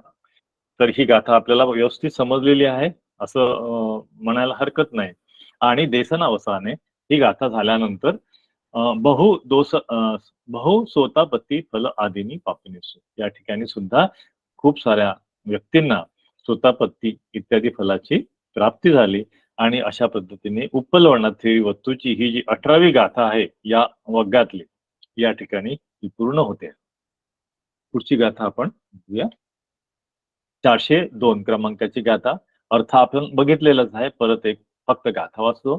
यो दुःखस्य पजानाति इदेव खयमत्तनो पन्न भारवी संयुक्तम तमहं भूमी ब्राह्मणं. जो दुःखाला प्रज्ञेने जाणतो, त्याचे चारही आर्य सत्य जाणतो, ज्याच्यामध्ये वेळ जाणतो स्वतःमध्ये, तर जो जे आपल्या अंगावरचं आपल्या डोक्यावरचं जे ओझं आहे दुःखाचं क्लेशाचं तो फेकून दिला आहे, अशा व्यक्तीला मी ब्राह्मण म्हणतो. तर त्याची अर्थकथा आपण बघूया. तर या ठिकाणी दुःखाचं ओझं म्हटलेलं आहे किंवा दुःखांचा भार म्हटलेला आहे. तर त्या भाराच्या संदर्भामध्ये अय्यतर ब्राह्मण वस्तू ही अट्टकथा आहे. अय्यतर म्हणजे कोणीतरी एक, ज्या ठिकाणी नाव नसतं त्या ब्राह्मणाचं तर अशा ठिकाणी आपण अय्यतर हा शब्द वापरतो, नाही का. सो यो दुःखसा इमं धम्म देसन सत्ता जेतवने विहरंतो अय्यत्तर ब्राह्मण आरंभ कथेसी. तर ही जी धम्मदेसन आहे ही जेतवनामध्ये विहार करताना अय्यत्तर ब्राह्मणाच्या बाबतीमध्ये बुद्धांनी सांगितलेली आहे. तस्स पिर एको दासो अपय्यते शिक्षापदे पलायित्वा पबजित्वा अरहंत पापुणे. बस झाली स्टोरी. तर तो जो एका ब्राह्मणाकडे दास काम करत असतो त्यावेळेस ती पद्धत होती. तर त्या पद्धतीकडे न जाता की काय झालेलं आहे की तो सेवक आहे त्याचा, त्या ब्राह्मणाचा, त्याचा नोकर आहे आणि तो पळून गेलेला आहे पलायित्वा, आणि तो प्रवज्जा घेतो आणि प्रवज्जा घेतल्यानंतर तो गांभीर्याने धम्माचं आचरण करतो आणि त्याला अर्हत्व प्राप्त झालेलं असतं. तर ब्राह्मणो तंग ओलोकेंतो अदिस्वा एकं दिवसं सत्तारा संधिपिंडाय पविसंतं द्वारत्तरे दिसवा चिवरंग दळ अग्गयसी. आता हा जो ब्राह्मण आहे तो गावातच आहे आणि एक दिवस काय होतं की हा जो पळून गेलेला जो भिक्खू आहे म्हणजे त्याचा दास जो आहे तो बुद्धांसोबत आपले चिवर घालून सगळे आपल्या बुद्ध याच्या भिक्खूच्या वेशामध्ये चारिका करायला निघालेला आहे. आणि तो ब्राह्मण येतो आणि त्याचं चिवर दळगयसे म्हणजे चिवर पकडतो त्याचं, आणि म्हणजे जसं काही चोर पकडतो त्या पद्धतीने ती आपल्याला त्याची घटना दिसते. आणि सत्ता निवत्तेत्व म्हणजे सत्ता मग वळून बघतो की मागे आपला तो भिक्खू आहे त्याला पकडलाय या ब्राह्मणाने. मग तो विचारतो किंग दन ब्राह्मणा, काय झालं ब्राह्मणा, ती पुच्छी दासो मे भो गौतमा ती. तो म्हणता की हा माझा दास आहे गौतमा, हा माझा नोकर आहे म्हणून मी याला पकडलाय. तर त्यावरती बुद्ध काय उत्तर देतात बघा. पन्न भारो एसंग ब्राह्मणाती, की ब्राह्मणा यांनी सगळं जे ओझं आहे ते जो भार आहे तो काय केलेला आहे, पन्न म्हणजे फेकून दिलेला आहे. आता हा कुठलाही या भाराचा तो दास नाही आहे, कुठल्याही ओझ्याखाली तो त्या ओझ्याचा गुलाम नाही आहे, कुणाचाही तो नोकर नाही आहे, असं ब्राह्मणाला तो बुद्ध सांगत आहेत. पन्न भारोती उत्ते ब्राह्मण अर्हता सल्लखेसी. मग ब्राह्मण थोडासा म्हणजे इतका हे नसतो, बावट नसतो. त्याच्या लक्षात येतं की त्यांनी भार सोडून दिलेला आहे, म्हणजेच तो या ओझ्यातून मुक्त झालेला आहे. तर त्याचा अर्थ तो घेतो की झाला आहे सल्लखेसी, तसं त्याला वाटतं. आणि तस्मा पुनमी ते भो एवं भो गौतमाती अर्था. मग विचारतं खरंच असं आहे का, नाही का, एवं भो गौतमा असं. मग त्यावेळेस बुद्ध म्हणतात आम ब्राह्मणा पन्नभारो, त्यांनी खरोखरच ओझं फेकून दिलेलं आहे, तो कोणाचाही गुलाम नाही आहे. आणि त्या अनुषंगाने बुद्ध ही गाथा म्हणतात. तर गुलाम नाही आहे म्हणजे तो स्वतःच्या विकारांचा किंवा ओझ्यांचा सुद्धा गुलाम नाही. तुझा तर गुलाम बिलकुलच नाही आहे, तुझा तर दास बिलकुलच नाही आहे. तर बुद्धांची एक स्टाईल आहे की जी परिस्थिती, जे माइंडसेट आहे व्यक्तीचं, त्या माइंडसेट मध्येच बुद्ध धम्म देत आहेत, नाही का. तर या ठिकाणी जी माइंडची जी गुलामगिरी आहे किंवा ती अवस्था आहे दासाची, आपण दास आहोत, नाही का. आपल्या मनाला जसं वाटतं त्या पद्धतीने आपण वागतो. ऍक्च्युली माइंडला आपण कंट्रोल करायला पाहिजे, पण माइंड आपल्याला कंट्रोल करतं. आपण माइंडचे गुलाम आहोत. त्या अर्थाने बुद्ध गाथा देत आहेत, गाथा सांगत आहेत. यो दुःखस्य पजानाति इदेव खयम अत्तनो पन्न भारं विसंयुतं ब्राह्मण. तर या ठिकाणी जो जो दुःखाला जाणतो, चार अजसत्य जाणतो आणि ज्यांनी सगळे विकार फेकून दिलेले आहेत, ज्यांनी सगळे दुःख फेकून दिलेले आहेत, तो कसल्याही याचा दास नाही, गुलाम नाही, त्याला मी ब्राह्मण म्हणतो, अशी ही गाथा आहे. आणि याच्यात ज्या शब्दाचे अर्थ बघा, मगाशी ज्याप्रमाणे आपण चर्चा केली, त्याचे अर्थ आपण थोडेसे विश्लेषणाने जर बघितले, तर ते खाली आहेत. तत्थ दुःख साती खंद दुःख स. तर हे ज्या दुःखाला म्हटलेलं आहे, की जे पंच उपादान खंद आहेत आपले, रूप, वेदना, सय्या, संखार आणि वियान, हे जे पंचस्कंद आहेत, त्या दुःखाला या ठिकाणी रेफर केलं. त्या दुःखाच्या अर्थाने हा दुःखस्य पजानाती हा शब्द आलेला आहे. आणि नंतर पन्नभार म्हणजे वोहित खंद भार चतुही योगेही सब केलेसेही. म्हणजे चतुही योगेही म्हणजे चारही प्रकारे, म्हणजे चार जे आहे दुःख आहे, दुःखाला कारण आहे, दुःखाचा समुदय आणि दुःखाचा निरोध सुद्धा आहे. आणि पटिपदा गामिनी गामिनी पटिपदा, हे चारही योगही, या चारही प्रकारे शब्द केलेसही, या सगळ्या क्लेशांना जो ओहित खंद, ओहित म्हणजे सोडून दिलेला, फेकून दिलेला, असा जो व्यक्ती आहे, त्या अर्थाने पन्नभार हा शब्द आलेला आहे. वा विसंयुतं तमयं ब्राह्मणं. विसंयुत म्हणजे त्याच्यापासून तो संयुक्त राहिलेला नाही, त्याला तो डिटॅच झालेला आहे. त्या अर्थाने वदामी ती अर्थो, त्या अर्थाने. इतकं सुंदर विश्लेषण आहे बघा. एकदम डोळ्यासमोर एकदम क्लॅरिटी येऊन जाते एकेका वाक्याने. असं इतकं सुंदर अट्टकथा आपल्याला, अट्टकथेच्या शेवटी जे विश्लेषण येतं ना, 2 ओळीचं 4 ओळीचं, त्यातून आपल्याला खूप सारी क्लॅरिटी येते एकेका शब्दातून. बघा यातून असं आपल्याला दिसतंय. देसना अवसाने सो ब्राह्मण. आता तो ब्राह्मण स्वतःपत्ती फले पतितही. आता तो ब्राह्मण इंटेलिजंट होता, ते वरती आपल्याला दिसलं की त्याला कळलं होतं की पन्नभारूचा अर्थ बुद्धाने सांगितला. म्हणजे he was very much intellectual. आणि देसाना अवसाने त्याला बुद्धांनी जी देशना दिली, त्याच्यामध्ये तो स्वतःपत्ती फल त्याला प्राप्त झालं. संपत्तानंपी सत्थिका सम धम्म देसना होसी. अशा पद्धतीने सर्वांगाने ही धम्म देसना सार्थक झाली, असं या ठिकाणी ही गाथा संपते आहे. आणि ही जी अट्टकथा आहे या ठिकाणी संपते. अय्यतर ब्राह्मण वस्तू 19वी जी गाथा आहे त्या ठिकाणी समाप्त होते आहे. आणि त्याची एक अट्टकथा गाथा क्रमांक 403 खेमा भिक्कुनी वथू, नाही का. तर खेमा भिक्कुनी सुद्धा आपण यापूर्वी चर्चा केलेली आहे, धम्मसाकच्या केलेली आहे त्यावरती. बऱ्याचशा जणांना माहिती आहे. पण एक ओघाने आल्यामुळे बॅकग्राऊंड थोडीशी आपल्याला सांगावी लागणार आहे. तर पहिल्यांदा आपण गाथा बघितली आहे, तर गाथेचं परत आय विल रिपीट द गाथा. गंभीर पय्यंग मेधावी मग्ग अमगस्सु कोविदं उत्तम अर्थं अनुपत्तं तम अहं ब्रूहि ब्राह्मण. जो प्रज्ञावान सुजान मार्ग जाणणारा जो सुज्ञ व्यक्ती आहे, ज्याला उत्तम अर्थ प्राप्त झालेला आहे, त्यालाच मी ब्राह्मण म्हणतो, असं बुद्ध म्हणतात. आणि आता त्याची बॅकग्राऊंड स्टोरी. तर बॅकग्राऊंड स्टोरी आता ही अट्टकथेमध्ये नाही आहे. ही जी खेमा भिक्कुनी वस्तू आहे, हे आपण पूर्वी बघितलेली आहे, नाही का. तर काय होतं की खेमा जी आहे ही बिंबिसाराची राणी असते, नाही का.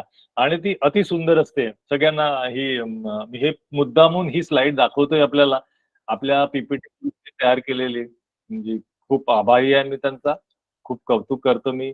तर ही जी अट्टकथा आहे, ही पूर्वी 347 नंबरची अट्टकथा होती. तर त्यामध्ये काय होतं की ती बिंबसाराची जी राणी आहे हेमाथेरी, तिला खूप गर्व असतो स्वतःच्या सौंदर्यावरती.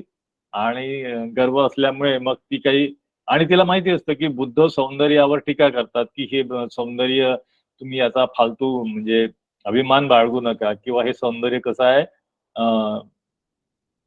इनपर्मनंट आहे किंवा भंगूर आहे.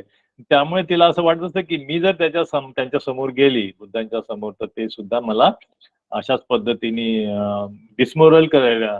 डिमोरलाइज करतील, किंवा मला मग ते वाटणार नाही. आणि ते शेवटी ती राणी असते ना, ते एक प्रकारचा तिला अहंकार असतो. त्यामुळे ती काही बुद्धाकडे भेटायला जात नाही. आणि मग काय होतं की हे बिंबिसाराला माहिती असतं की का जाते नाही वगैरे. तर मग राजा बिंबिसार काय करतो की आपल्या राजवाड्यामध्ये, आजच्या राजभवनमध्ये एक कवणं तयार करतो. नाटकं, ड्रामासारखं जे प्रेझेंटेशन्स जे आहेत, तिथले कलाकार त्याच्या ठिकाणी सादरीकरण करत असतात की वेळुवन किती सुंदर आहे, वेळुवनामध्ये किती सुंदर पक्षी आहेत, त्याचं वातावरण कसं आहे, किती प्रसन्न वाटतं आणि इतकं कौतुक करतात, इतकं कौतुक करतात आणि उद्देश काय असतो की ह्या राणीने ते कौतुक ऐकावं. तर ती राणी ऐकते की अरे वाह! इतकं वेळुवन सुंदर आहे आणि बुद्धाबद्दल कोणी काहीच बोलत नाहीत हां. आणि मग ती राणी आहे ती तिला क्युरिओसिटी निर्माण होते की नाही आपण एकदा तरी वेळुवन बघायला पाहिजे. आणि त्या उद्देशाने ती तिथे जाण्याला ते उद्युक्त होते, की आपण वेळुवनात एक चक्कर तर मारून या बुद्धाला बघायचं नाही बघायचं नंतर बघू, पण आता इतकं सुंदर वर्णन करतायत, तर आपण बुद्धांना बुद्धाचं बाजूला राहू द्या. आपण वेळुवनाला एक फेरफटका मारून येऊया. आणि हेच नेमकं पाहिजे होतं राजा बिंबिसाराला आणि बुद्धाला तर पाहिजेच होतं कारण तिला कन्व्हर्ट करायचं होतं. तर की नाही, मग ती जशी वेळुवनात जाते ना, मग त्यावेळेस मग बुद्ध त्या ठिकाणी अ, हे देत असतात, प्रवचन देत असतात आणि प्रवचन देत असताना अ, ती वाकून दुरून बघत असते, की काय चाललेलं आहे आणि बुद्ध सांगत असतात. तर बुद्ध अशी काही एक हे तयार करतात वातावरण, की फक्त ते तिथले जे श्रावक आहेत, ते तिथले कोणीच दिसणार नाहीत. मात्र एक जी अतिशय सुंदर स्त्री म्हणजे तिच्याही पेक्षा सुंदर स्त्री, ती बुद्धांनी त्या ठिकाणी दाखवली आणि ती सुंदर स्त्री काय करते, की बुद्धांना वारा घालताना, बुद्धांची सेवा करताना ती बघते खेमा थेरी आणि ती स्त्री वारा घालत असताना काही वेळाने ती अजून मोठी होते. ती बघते, की काही वेळाने ती म्हातारी झालेली आहे. प्रौढ झालेली आहे. नंतर ती म्हातारी झालेली आहे. आणि म्हातारी झाल्यानंतर ती पूर्ण हडकुळी एकदम तुझं स्केलेटन शिल्लक राहिलेलं आहे. आणि काही वेळातच ते स्केलेटन सुद्धा ती कोलमडून पडते आणि त्या ठिकाणी ती मरून जाते. तर अशा पद्धतीचं एक पाठीहार्य त्या ठिकाणी बुद्ध करतात. त्या ठिकाणी या केमाथेरीला ते लक्षात येतं, की आपलं शरीर अशाच प्रकारचं आहे, हे बुद्धांना सांगायचं असतं. त्यामुळे त्यांना ते तसं ते करून दाखवतात. आणि त्यानंतर मग ती हे सगळं थेअरी पाहत असते. खेमा पाहत असते. मग खेमांकन दिसवा. आता तिने ते सगळं बघितलेलं आहे, की कशा पद्धतीने ही सुंदर दिसणारी स्त्री आहे. ही एक हडकुळी आणि हाडाचा सापळा होऊन तिथल्या तिथेच मरून पाहिल्या. तिचं सौंदर्य कसं नष्ट झालेलं आहे. हा अनित्य भाव तिच्यामध्ये जागा होतो. सौंदर्याबद्दलची तिची जो भ्रम असतो, तिचा जे अहंकार असतो, तो तिचा गळून पडतो. मग ती म्हणते, "एवं रूपंपि नाम एतं रूपं मुहूर्तेन एव क्षयवय संपत्तं." हे जे आपल्या रूपाचं जेवढं आपण त्याला सारवतो किंवा त्याला करण्याचा प्रयत्न करतो. त्याचा टेंडन्सी काय आहे? त्याचं कॅरेक्टरिस्टिक आहे क्षयवय. ते नष्ट होणार आहे. ते अंगूर आहे, की जाणून घेते ती केमा थेअरी आणि नथिंग बट इमस्मी रूपे सारो. या माझ्या रूपामध्ये कुठलंही इमस्मी म्हणजे या रूपामध्ये कुठलंही सार नाही. असं ती रिअलाईज करते. ती चिंतेसी असा ती विचार करते आहे. सत्था तस्स एव तसा चित्त आचार अलोकित्वा. मग तिचे चित्त बुद्ध जाणून घेतातच, प्रश्नच नाही. कारण त्यांना माइंड रीडिंग येतच होतं. मग ते काय म्हणतात खेमा थेरीला, "खेमे, त्वं इमस्मी रूप सारवती." तुझं सुद्धा रूप असंच आहे. तुझ्या रूपाचं सार सुद्धा हाच आहे. ती चिंतेसी. आणि मग पुढे काय होतं? "पस्स दान इस्स असार भावं ती." या तुझ्या पस्स म्हणजे पहा, तुझ्या सुद्धा ह्या दानी म्हणजे इदानी. ह्या तुझ्या शरीरात सुद्धा असाच असार भाव आहे. याच्यात काही सार शिल्लक नाही. आणि असे म्हणून मग बुद्ध ही गाथा म्हणतात तिच्यासाठी.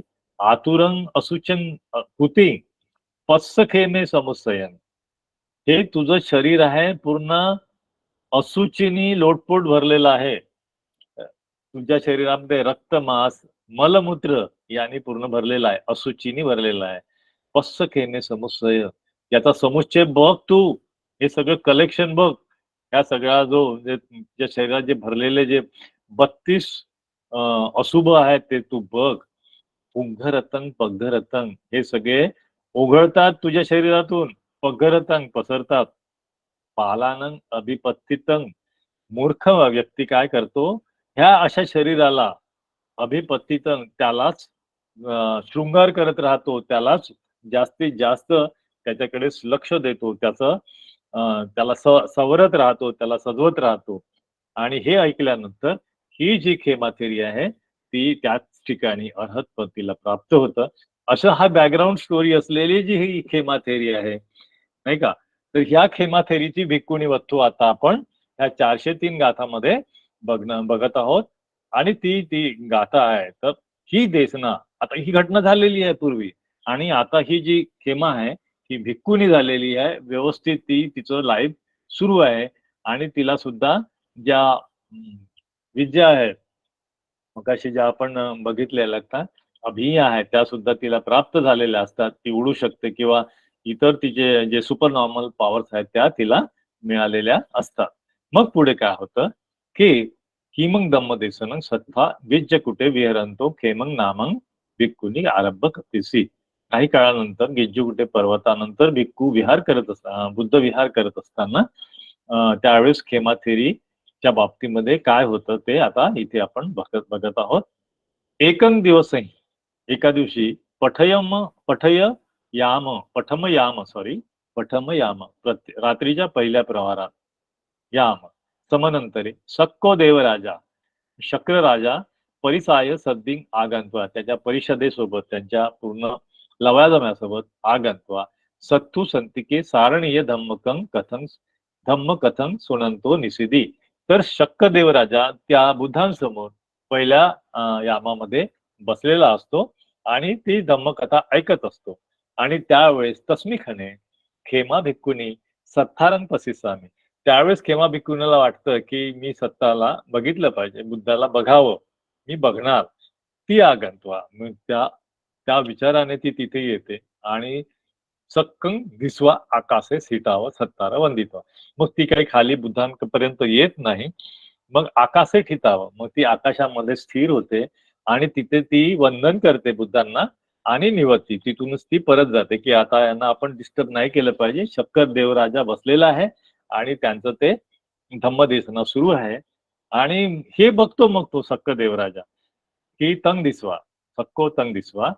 मग बुद्धाला विचारतो तो, को ऐसा बनते, कोण आहे ही? आगंच मना आकाशे ठिताव सत्तार वंदित्वा निवत्वी. ती कोण आहे की ती आली आणि आकाशामध्ये स्थिर झाली आणि सत्ताराला वंदन केलं, म्हणजे तुम्हाला वंदन केलं आणि निघून गेली. तर त्यावेळेस बुद्ध सांगतायत की सत्ता म्हणतायत, ऐसा महाराज, ही ना महाराज मम धिता खेमा नाम, ही माझी मुलगी आहे खेमा. ती बुद्ध सगळ्या म्हणजे तिचे अर्हत जे भिक्खू आणि भिक्खुनी आहेत त्यांना एक तर पुत्र किंवा पुत्री म्हणायचे. खूप ठिकाणी आपण बघितलेलं आहे. तर खेमा नामक महापय्या, ही महाप्रज्ञावान आहे आणि मग्ग अमग्ग कोविदा, कोविदा म्हणजे एक्सपर्ट. तर मग्ग आणि अमग्ग, विपाणाचा मार्ग आणि दुर्गतीला जाणारा मार्ग, त्यामधला फरक ती जाणते, त्याच्यामध्ये ती एक्सपर्ट आहे. ती वत्वा इमंग गाथं आह. हे सांगून मग बुद्ध ही गाथा म्हणतात 403 क्रमांकाची. गंभीरपय्य मेधावी मग्गा अमग्गस कोविदं उत्तम अर्थमनुपत्तं कमहं द्रुमी ब्राह्मणं. ते हे मग्ग अमग्ग जाणतात, उत्तम अर्थ जाणतात त्यातला, त्यालाच मी ब्राह्मण म्हणतो. पुढे त्याचं विश्लेषण, त्या शब्दांचे अर्थ खाली दिलेले आहेत. तथ्य, त्याचा अर्थ गंभीरपय्य म्हणजे गंभीरपय्यंती, गंभीरेसु खंद आदिसु धम्मोज पर्याय, धम्मातून उत्पन्न झालेली प्रया, धम्मोज पर्याय. समन्नागतन मेधावी, म्हणजे धम्मातून त्यांनी तिले ज्या व्यक्तीने धम्मातून प्रज्ञा उत्पन्न केलेली आहे त्याला समनागतन, त्याला तो फॉलो करतो आहे, त्याच्यामध्ये तो मेधावी आहे, एक्सपर्ट आहे. कशात एक्सपर्ट आहे? एक्झाम्पल दिलेला आहे. अयन दुर्गती या मग्गो, हा दुर्गतीचा मार्ग आहे. अयन सुगतीचा मार्ग, हा सुगतीय मग्गो, हा सुगतीचा मार्ग आहे. अयन निब्बाणस्य मग्गो, हा निब्बाणाचा मार्ग आहे. आणि हा अयन अमग्गो, हा अमग्ग आहे. हे वेगळं वेगळं तो विश्लेषण करून जाणतो. ती एवं मग्गे अमग्गेच छेकताय, म्हणजे एक्सपर्ट प्रमाणे, म्हणजे त्याच्यामध्ये प्रावीण्य आहे, शेकताय. मग्गा अमगस कोविदं अर्हतं संखातं उत्तमं अर्थं अनुपत्तं तमहं ब्राह्मणी वदामी ती अथो. या अर्थाने तो गंभीरपय्य हा शब्दाचा अर्थ आलेला आहे असं आपण समजावे. या अर्थाने ती अथो. तर ही जी गाथा झाली बुद्धाने सांगितली, छोटीशीच गाथा, छोटीशीच अर्थकथा, ते सांगितल्याबरोबर देसना अवसाने बहु सोतापत्ती फल आदीनी पापनिसूती. या देसनेने खूप साऱ्या जणांना सोतापत्ती फल प्राप्त झालं. आणि या ठिकाणी खेमा भिक्कुणी थेर, खेमा भिक्कुणी वत्तू या ठिकाणी जी 20वी कथा आहे या भिक्खू वर्गातली या ठिकाणी पूर्ण होते आहे. त्या ठिकाणी अशा पद्धतीने आपण या 3 अट्टकथा आपण घेतलेल्या आहेत. 1 तास झालेला आहे. आपण आता आढावा घेऊया याचा थोडासा. तर ही जी गाथा बघितली आपण, गाथा क्रमांक 401 उप्पल थेरीवत्तू, परत झालेल्या भिक्खुनीवर झालेला अतिप्रसंग आणि त्यानंतर मग भिक्खूंची चर्चा होते की या अरहत भिक्खुनी जरी झाल्या तर त्यावरती त्यांना सेन्शुअल पेजेस असतात की त्यांचं काय म्हणजे त्यांनी काय एन्जॉय करू नये याबद्दल चर्चा असते. आणि बुद्ध म्हणतात की विकार नष्ट झालेल्या व्यक्तींना कामभोग सुद्धा स्पर्श करू शकत नाही. यो न लिंपती कामेसु तम अहं गृही ब्राह्मणं. तर कृष्ण असा असतो की गोष्ट अगदी छोटीशी आहे की बुद्ध एक्झाम्पल देतात की ज्याप्रमाणे कमळाचं पान आहे त्यावरती पाण्याचा थेंब स्थिर राहू शकत नाही.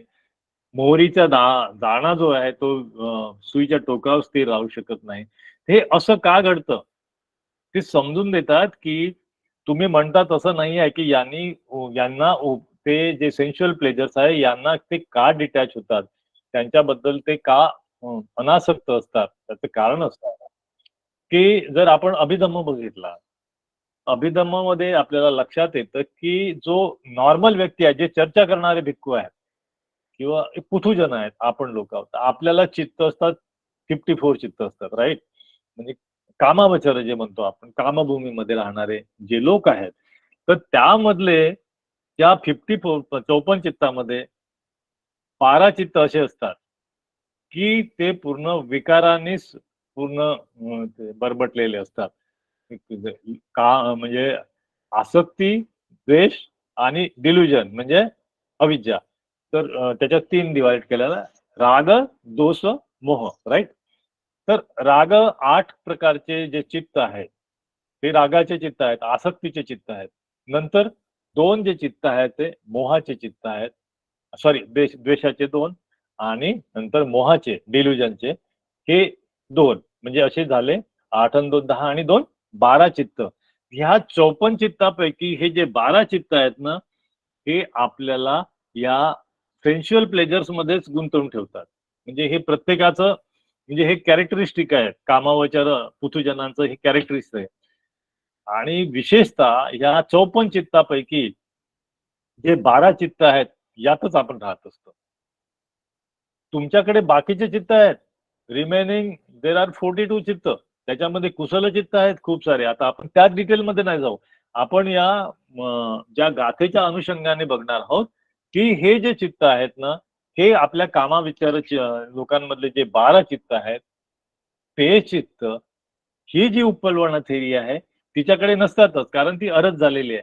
तर ह्या अरहत लोकांकडे किंवा जे लोकोत्तर अवस्थात गेलेले जे काही आहेत, म्हणजे स्वतःपन्न असो, सकदागामी असो, अनागामी असो की अरहत असो, यांना फक्त आणि फक्त 8च चित्त असतात आणि ते सगळेच्या सगळे कुशल चित्त असतात.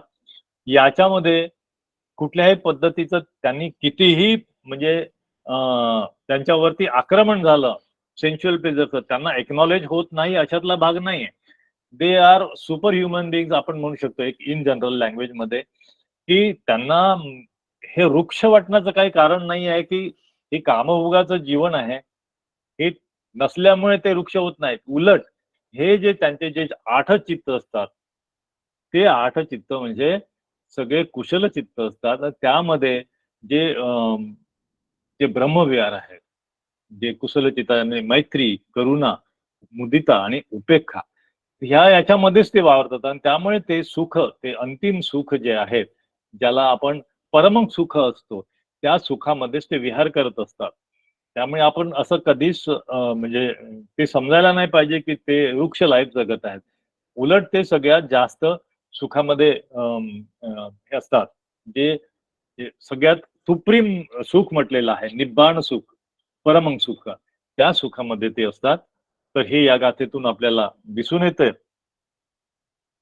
आणि म्हणून मग आता तुम्ही म्हणाल आता आपण बघतो की या एवढ्याशा गाथेनी त्यांना का असं हे झालं की अरहतपद किंवा सॉरी सोतापन्न किंवा काही लोक अरहत झाले किंवा काही सोतापन्न झाले वेगवेगळ्या. तर भिक्खूंना जेव्हा किंवा उपासकांना जेव्हा बुद्ध एखादी गाथा किंवा देशना देतात तर त्या स्तरापर्यंत ते घेऊन जातात. म्हणजे जेव्हा ते सांगत आहेत की विकार नष्ट झालेल्या व्यक्तींना कामभोग स्पर्श करू शकत नाही, त्यावेळेस त्यांना ते चित्ताची जाणीव करून देतात. ते त्यांच्यापर्यंत पोहोचवतात. एवढी त्यांच्याकडे पोटेन्शियल असते बुद्धांच्या वचनामध्ये किंवा त्यांच्या देशनेमध्ये. म्हणून तर दुसऱ्या एका गाथेने सुद्धा त्यावेळेस स्वतः किंवा त्यांचे जे लोकोत्तर अवस्था भिक्खूंना प्राप्त व्हायच्या, लोकांना प्राप्त व्हायच्या. तर या गाथेमध्ये आपल्याला हे दिसून येतं. दुसरी गाथा आहे 402 क्रमांकाची, ते बघितली, अय्यतर ब्राह्मण वधू. तर पळून गेलेला दास आहे ना, तर संघात प्रवेश करत असतो, केल्यावरती मग तो अरहतपद प्राप्त करतो. तर या ठिकाणी एक महत्वाची गोष्ट आपल्याला दिसून येते की पूर्वी काय करायचे की संघाला खूप रिस्पेक्ट मिळायचा, भिक्खू संघाला खूप रिस्पेक्ट मिळायचा, त्यांचं जे लाभ सत्कार आहेत ते मिळायचे. तर लोक काय करायचे की खूप म्हणजे काही गुन्हेगार आहे का तर त्यांना एक लपून जायची जागा, म्हणजे स्वतःला अलिप्त करायचे. हा तर संघामध्ये येऊन त्यांनी तर त्याचा फायदा घेतला आणि तो सगळे त्यांनी क्लेश दूर केले. पण काही लोक पळून येऊन संघामध्ये सामील व्हायचे की त्याची सुटका करून घेण्यासाठी स्वतःची. त्यामुळे मग बुद्धांनी या ठिकाणी एक विनय तयार केला होता की जे चोर आहेत किंवा बंदिवान आहेत, जे दास आहेत, त्यांना त्या दासाला जेव्हा संघात घ्यायचं असेल तर त्याच्या मालकाची परवानगी घेणं आवश्यक केलेलं आहे. चोर असेल तर त्याची जी शिक्षा आहे ती पूर्ण त्यांनी भोगली की नाही ते खात्री केल्याशिवाय संघामध्ये प्रवेश दिला जाणार नाही, अशा पद्धतीचा विनय करावा लागला बुद्धांना. कारण सारीपुत्त थेर काय करायचे, म्हणजे जेव्हा असे चोर वगैरे यायचे संघामध्ये सामील व्हायला, चोऱ्या करून किंवा गुन्हेगार करून, तर बुद्धाकडे जायची कोणाची हिंमत नसायची. तर मग सारीपुत्त थेर बिचारे आपले त्यांच्या मागे मागे जाऊन ते रिक्वेस्ट करायचे की आम्हाला संघात घ्या. आणि ते एकदम साधे, ते कोणालाही म्हणजे सांगायचे की ठीक आहे तुला धम्मात यायचं आहे काय की मी तुला मदत करतो किंवा काय, आणि ते संघात घेऊन टाकायचे. मग बुद्धांनी एकदा त्यांना रागवलं, म्हणजे म्हणजे चांगल्याच त्यांनी रागवलं की तू थोडीशी त्याची चौकशी करून घेत जा. आणि मग संघात आल्यानंतर मग संघ बदनाम येतात, कारण ते तो पळालेला चोर जो आहे तो शोधायला मग ते पोलीस येतात किंवा जो मालक आहे तो आता याला पकडलं आणि तो म्हणतोय की हा माझा दास आहे. तर हे अशा पद्धतीने संघाला डिस्टर्ब होतं किंवा संघाला बदनामी होऊ शकते की हा माणूस गुन्हेगारांना आसरा देतोय, हे बुद्ध आसरा देतात. तर हे असं होऊ नये म्हणून मग तो नियम बनवला गेला की गुन्हेगारांना या ठिकाणी संघामध्ये प्रवेश दिला जाणार नाही जोपर्यंत तो त्याच्या गुन्ह्याची शिक्षा पूर्ण करत नाही तोपर्यंत. तर हा नियम या ठिकाणी बनला आहे. तर या ठिकाणी सुद्धा बुद्धांनी ब्राह्मणाची व्याख्या आपण बघितलेली आहे. ब्राह्मण कोणाला म्हणतो हे सुद्धा सांगितलेलं आहे.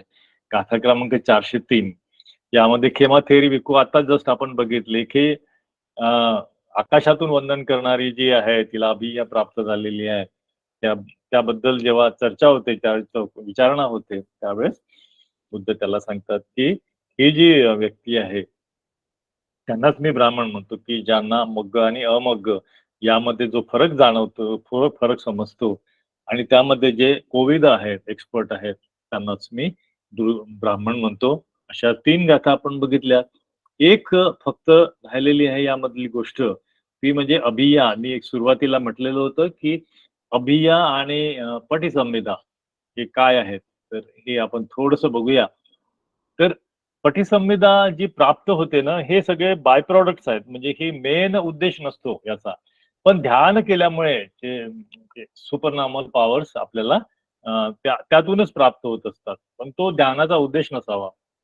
किंवा निब्बाणाचा जो उद्देश जेव्हा आपण पूर्ण करत असताना हे सगळं प्राप्त होत असतं. अशाच पद्धतीचं जे छ अभिया ज्या आहेत त्या हिला प्राप्त झाल्या होत्या. उपलवणा थेरीला प्राप्त झाल्या होत्या आणि आपली ही शेवटची जी खेमा थेरी आहे हिला पण प्राप्त झालेल्या असतात. तर याचं थोडंसं स्पष्टीकरण किंवा त्याचं आपण अभ्यास या ठिकाणी मी मांडण्याचा प्रयत्न करतोय. तर दिग्ध निकायामध्ये या दशोत्तर सूत्रामध्ये बुद्धांनी सांगितलेलं आहे की या व्हॉट आर दोज च अभिया, what are those 6 supernatural powers त्याबद्दल सांगितलेलं आहे. तर पहिलं आहे, तर पहिलं जी सुपर नॉर्मल पॉवर आहे, ओके. तर हा सुपर नॉर्मल पॉवर ह्या आपल्याला नेहमी आपल्या धम्मसाकच्या येतात आणि सांगितले असतील, कदाचित सरांनी सांगितले असतील किंवा इतर ज्यांनी धम्मसकच्च्या सादर केलेली आहे त्यांनी सांगितले असतील. नीट मे बी रिपिटेशन, पण मी सांगू इच्छितो आपल्याला. तर ह्या त्यातली पहिली जी इद्धी हे आहे सुपर नॉर्मल पॉवर, ती म्हणजे इद्धी विधम. यामध्ये काय होतं, एकोपी हुत्वा बहुधा होती. ते खूप डिटेल्स असल्यामुळे मी फक्त शॉर्ट लाईन्स घेतल्या त्याच्या. एकोपी हुत्वा बहुधा होती, बहुधापी हुत्वा एको होती. म्हणजे एखाद्या व्यक्तीला ही जी इद्धी असेल, ही अभिया असेल, तर ती व्यक्ती एकाच्या मल्टिपल होऊ शकतात आणि मल्टिपलचा एक होऊ शकतो. अशी एक सुपरनॉर्मल पॉवर आहे ही. आकाशेपी पल्लंकेन कमती सेयथापी पक्षी सकुनो. सकुनो म्हणजे पक्षी. तर हा जो पक्षी आहे, ज्याप्रमाणे आकाशामध्ये एका ठिकाणी तो स्थिर राहू शकतो की उडू शकतो, तर त्या पद्धतीने सुद्धा या पॉवरने आकाशामध्ये आपल्याला पल्लकेन कमती म्हणजे मांडी घालून बसता येतं किंवा उडता येतं. नंतर पथवियापी उमुज्य निमुज्य करोती सय्यथापी उदके. म्हणजे ज्याप्रमाणे पाण्यामध्ये उदके, ज्याप्रमाणे पाण्यातून आपण बाहेर पडतो किंवा पुन्हा पाण्यात जातो, त्याचप्रमाणे तुम्हाला पृथ्वीमध्ये उमज्ज निमुज्ज म्हणजे पृथ्वीतून आतमध्ये जाऊ शकतो, बाहेर पडू शकतो. You can walk through earth. असं अशी ही सुपर नॉर्मल पॉवर आहे. उदकेपी अभिज्यमाने गच्छती सय्यथापी पृथिव्या. म्हणजे पृथ्वीवर जसं आपण चालतो, जमिनीवर चालतो, त्याच पद्धतीने पाण्यावर सुद्धा तुम्हाला चालता येतं. तर आतापर्यंत हे जे चमत्कार जे करून दाखवतात आणि जे करत असतील किंवा नसतील, त्याच्यामध्ये असं वेगळं काही लोकांना इम्प्रेस करायचा प्रयत्न करायचा कोणी करत असेल तर त्यांना करू देऊ नये. ही जी अभिज्ञा आहे ही प्राप्त, जे इव्हन देवदत्ताला सुद्धा बऱ्याचशा याच्यातल्या सुपर नॉर्मल पॉवर्स होत्या. पण याचा अर्थ तो निब्बाणाला प्राप्त झाला असा होत नाही. ज्ञानाने ह्या सगळ्या अभिया तुम्हाला मिळू शकतात. तर तो वेगळा भाग झाला. आपण अभियाचं डिटेल्स बघतोय. दुसरे आहे दिब्बसोत. म्हणजे दिब्बाय सोत धातू या विशुद्धाय अतिकम्म अतिकंतं मानुसिया उभो सद्दे सुनाती दिब्बेच मानुसे ये दूरे या संतिके. दूर असो किंवा जवळ असो, कितीही दूर असो, तर तुमच्या सोत धातू तुमचे एवढे पॉवरफुल झालेले असतात की तुम्ही कितीही दूरचा कुठल्याही ठिकाणचा आवाज म्हणजे एकदम शुद्धपणे, एकदम क्लॅरिटीने ऐकू शकता. ते जाणून घेऊ शकता की तो काय काय शब्द आहे, काय श्रोत आहे किंवा काय त्याचा तो साऊंड आहे, हे तुम्ही जाणू शकता या सुपरनॅचरल पॉवरमुळे. तिसरी आहे चेतोपर्याय. सत्त परसत्तानं परपुद्गलानं चेतसा चेतो परिच्य पजानाती. तर जे परसत्तानं परपुद्गलानं की दुसऱ्या याच्यामध्ये स्टेट ऑफ याच्यामध्ये सत्तामध्ये, जसं की आपला आता मनुष्य लोक आहे किंवा देव लोकातलं आपल्याला माहिती नाही. पण ही जी तुम्हाला पॉवर असेल सुपर नॉर्मल, तर तुम्हाला ते बघता येतं की परपुद्गलानं चेतानं दुसऱ्या स्टेट मधल्या किंवा देव लोकांमधल्या लोकांची चेतनाची अवस्था, त्यांचे चित्त हे सुद्धा परिच्छ पजानाती म्हणजे ते पूर्णपणे जाणून घेऊ शकतो, जे बुद्धाला ही पॉवर होती. तर ही सुद्धा एक सुपरनॅचरल अभिया आहे. नंतर चौथ्या क्रमांक पुब्बे निवास अनुसरती. सो अनेक विहितं पुब्बे निवासन अनुसरती.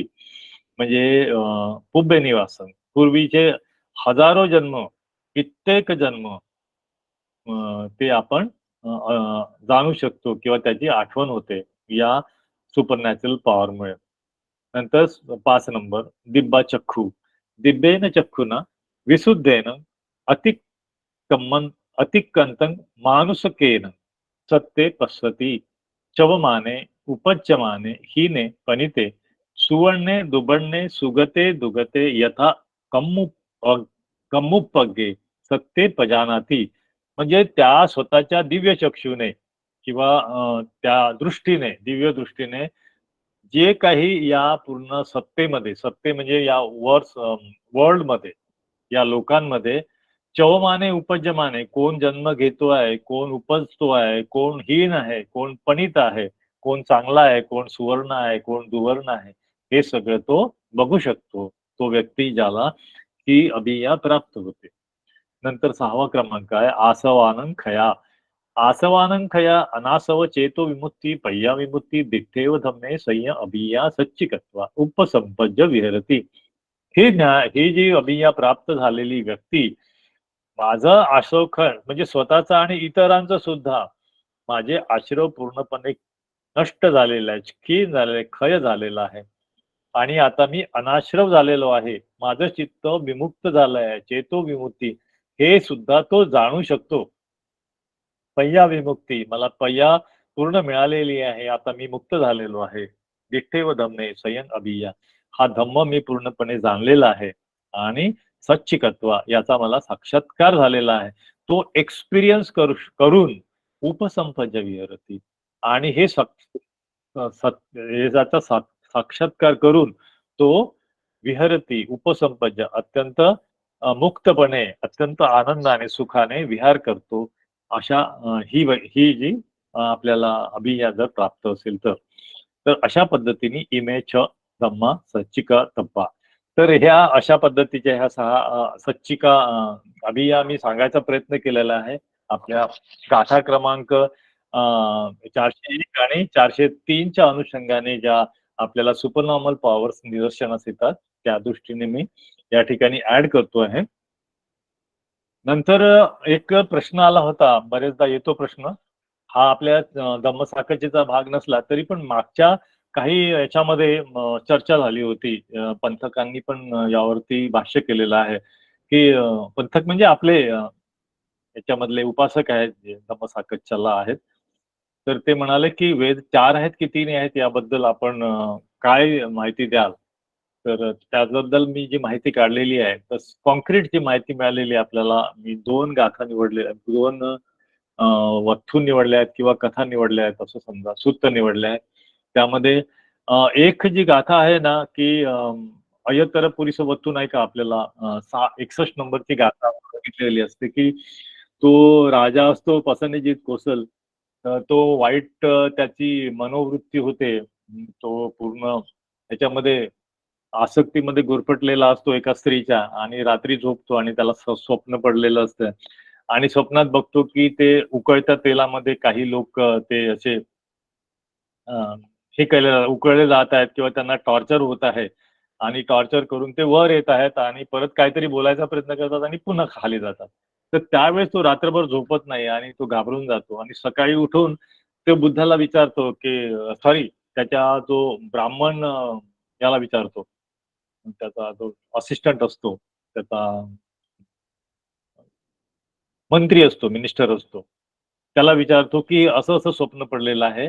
तर त्यावेळेस तो त्याचा मंत्री त्याला उत्तर देतो, तो ब्राह्मण असतो, तो त्याचा पुजारी असतो, तो उत्तर देतो की घाबरू नका भाई, घाबरू नको महाराज, अहं तयो वेदे जानामी, मी तिन्ही वेद जाणतो, हे त्या ठिकाणी सांगितलेलं आहे बुद्धाला. बाकी स्टोरी आपल्याला माहिती आहे, ती गाथा आपण घेतलेली आहे. सांगायचं तात्पर्य हे आहे की त्यावेळेस जे प्रचलित होते ते 3 वेद आहेत असं या पर्टिक्युलर धम्मपद अठ्ठकथेतून आपल्याला स्पष्टपणे जाणवतं. तर ही एक एक्झाम्पल झाला आणि दुसरं एक्झाम्पल जे होतं ते आहे 23 सुत्तामध्ये दिग्घ निकायामध्ये आपल्याला दिसून येतं की त्या ठिकाणी ही जी 23 ब्राह्मण जो असतो, मी 23 ब्राह्मणाचं स्पष्टीकरण खाली दिलेलं आहे त्या सुत्तात, मी इथे लिहिलेलं नाहीये की तिन्ही वेद जाणणारा जो ब्राह्मण असतो त्याला ते 23 म्हणजे तिन्ही विद्या प्राप्त करणं, आपली विद्या नाही, त्यांनी जे 3 वेद जे प्राप्त केलेले आहेत त्याच्यावरती मास्टरी प्राप्त केलेली आहे त्याला सुद्धा तिथे सुद्धा आपल्याला 3च वेद असल्याचं निदर्शनास येतो. ते बुद्धांची जे वाक्य आहे ते मी सांगतो की बुद्ध विचारतात त्या तेविज्य ब्राह्मणाला की पन वासेट्ट अत्ति कोची तेविज्य ब्राह्मणानं एकचर्योपी येन ब्राह्मणा सख्खो दिट्टी सख्खी दिठ्ठो. तो विचार की तुला जर किंवा एखाद्या ब्राह्मणाला तीनही विद्या जर प्राप्त असतील, तीनही वेद जर माहिती असतील, तर तो ब्रह्माला पाहू शकतो का? आणि त्याला उत्तर देतो तो वासेट्ट की नो इदम, नाही आम्हाला तो काही ब्रह्मबिंब दिसलेला नाहीये. तर या स्टोरीत न जाता फक्त आपल्याला आयडेंटिफाय करायचं आहे की या ठिकाणी आपल्याला स्पष्ट दिसतं की तयो वेद जानामी, या ठिकाणी तीनच वेद त्यावेळेस होते बुद्धांच्या काळात. That is we are identifying here. तर इथे आपल्याला ह्या तीनही गाथा, त्यांच्या अट्टकथा आपण सगळ्या ऐकून घेतलेल्या आहेत. त्याबद्दल थँक्यू व्हेरी मच. मला वाटतं मी सांगायचं म्हणजे जितकं चांगलं म्हणजे एक्सप्लेन करायचा प्रयत्न केला असं मला वाटतं. आणि आपल्याला निश्चितपणे या धम्म साकच्येचा, या धम्म देशनेचा उपयोग हो. त्यापासून आपल्याला हे जे पुण्यकर्म आहे, जे कुशल कर्म आहे, कालेन धम्म साकच्या एतं मंगल उत्तमं, जी आपण धम्म साकच्या करतोय त्यातून आपलं उत्तम मंगल हो, असे मी अपेक्षा करतो. आणि मी इथे थांबतो. भवतु सब्ब मंगलम, भवतु सब्ब मंगलम. थँक्यू. साधू साधू साधू. साधू साधू साधू. धन्यवाद सर. खूप सुंदररित्या या गाथा व अट्टकथांवर तुम्ही प्रकाश टाकला आहे. खूप सुंदर आणि सोप्या आणि उत्कृष्ट शैलीने या अट्टकथा समजावून सांगितल्या. खूप खूप साधुवाद सर. तसेच आजच्या व्याख्यानाला अनुसरून जर कोणाचे काही प्रश्न असतील तर जरूर विचारावे. हा मंच आता प्रश्न उत्तरांसाठी खुला आहे. जय भीम. नमोबुद्धाय सर. थँक्यू. तुम्ही वेदा संदर्भातही प्रकाश टाकला आणि छान माहिती दिली. हो हो. थँक्यू त्याबद्दल. मलाही म्हणजे ते म्हणजे कोणी, कारण की पूर्वी वेद लिहिले तर ते 3 वेद कोणी लिहिले तिथपर्यंत, म्हणून ते कॉम्प्लेक्स मध्ये आहे, म्हणून मी त्यावर नाही. आजच्या गाथाच्या अनुषंगानेच उत्पल वर्णा थेरी, हिनाश्रव किंवा आणि सारांश मध्ये पण आश्रवशय असं म्हटलेलं आहे ना. तर हे आश्रव म्हणजे 4च आश्रव आहेत ना. ते कामाश्रव, भवाश्रव, अविद्या आश्रव आणि तृष्ण आश्रव, हे 4 आश्रव आहेत ना. करेक्ट. ऍब्सोल्युटली. साधू साधू. खूप छान, खूप छान. आणि दुसरं म्हणजे अन्यतरण ब्राह्मण वस्तूमध्ये सारांश मध्ये क्लेशाचं ओझ म्हणजे क्लेश. तर हे क्लेश म्हणजे कुठले क्लेशाबद्दल मी सांगू इच्छितो की क्लेश हा सर्वसाधारण शब्द आलेला आहे की राग, दोष, मोह यामधले जेवढे या आधारे, या चित्ताच्या आधारे, रागाचे, द्वेषाचे आणि मोहाचे, हे जे 12 चित्त आहेत, यामध्ये जे जे काही विकार उत्पन्न होतात त्या सगळ्यांनाच क्लेश म्हटलेला आहे. त्याला असं डिफरन्शिएट करण्याचं मला असं इथे प्रयोजन नाही वाटत आहे. त्यामुळे मी त्याचं डिव्हिजन पण मी वाचलेलं नाही आज तरी. पण ते नंतर मी डिटेल सांगायची आपल्याला जर अपेक्षा असेल तर मी नंतर सांगेन. हो सर. आणि खेमा भिक्खुनी हा महाप्रज्ञावान होत्या. तर आपलीही काही धम्मामध्ये प्रगती होत आहे किंवा कसं याचे कॅलिब्रेशन किंवा मापदंड आपण काय घ्यावे? ते तर आपल्याकडे तेवढी तर अभिया नाही. आता ज्या अभिया सांगितल्या की आपण तपासू शकतो. पण आपल्या जनरल लाईफ मध्ये जेव्हा आपण जगतो ना, ते आपल्याला जाणवतं की आपण किती प्रगती केलेली आहे स्वतः तपासून पाहिल्यावरती. When you are honestly observing yourself की मी आत्ताची माझी थॉट प्रोसेस किंवा आता मी कशी प्रक्रिया करतो किंवा मला कसं जीवन जगतोय, माझा दृष्टिकोन माझ्या जीवनाकडला आणि समाजाकडला, याच्यामध्ये जेव्हा बघतो ना तर आपल्यालाच फरक जाणवतो स्वतःला. पण त्याला असं मोजपट्टीमध्ये मापदंड करणारी व्यक्ती तर आपल्याकडे नाहीये. त्यामुळे आपण स्वतःच बनावं. आता दीप भव आपण स्वतःला ऑब्झर्व करू शकतो. निश्चितपणे मी सांगतो, मी माझ्या उदाहरणावरून सांगतो की आपल्याला बरोबर आपल्याला कळतं की आपली धम्मात प्रगती होतीये की नाही.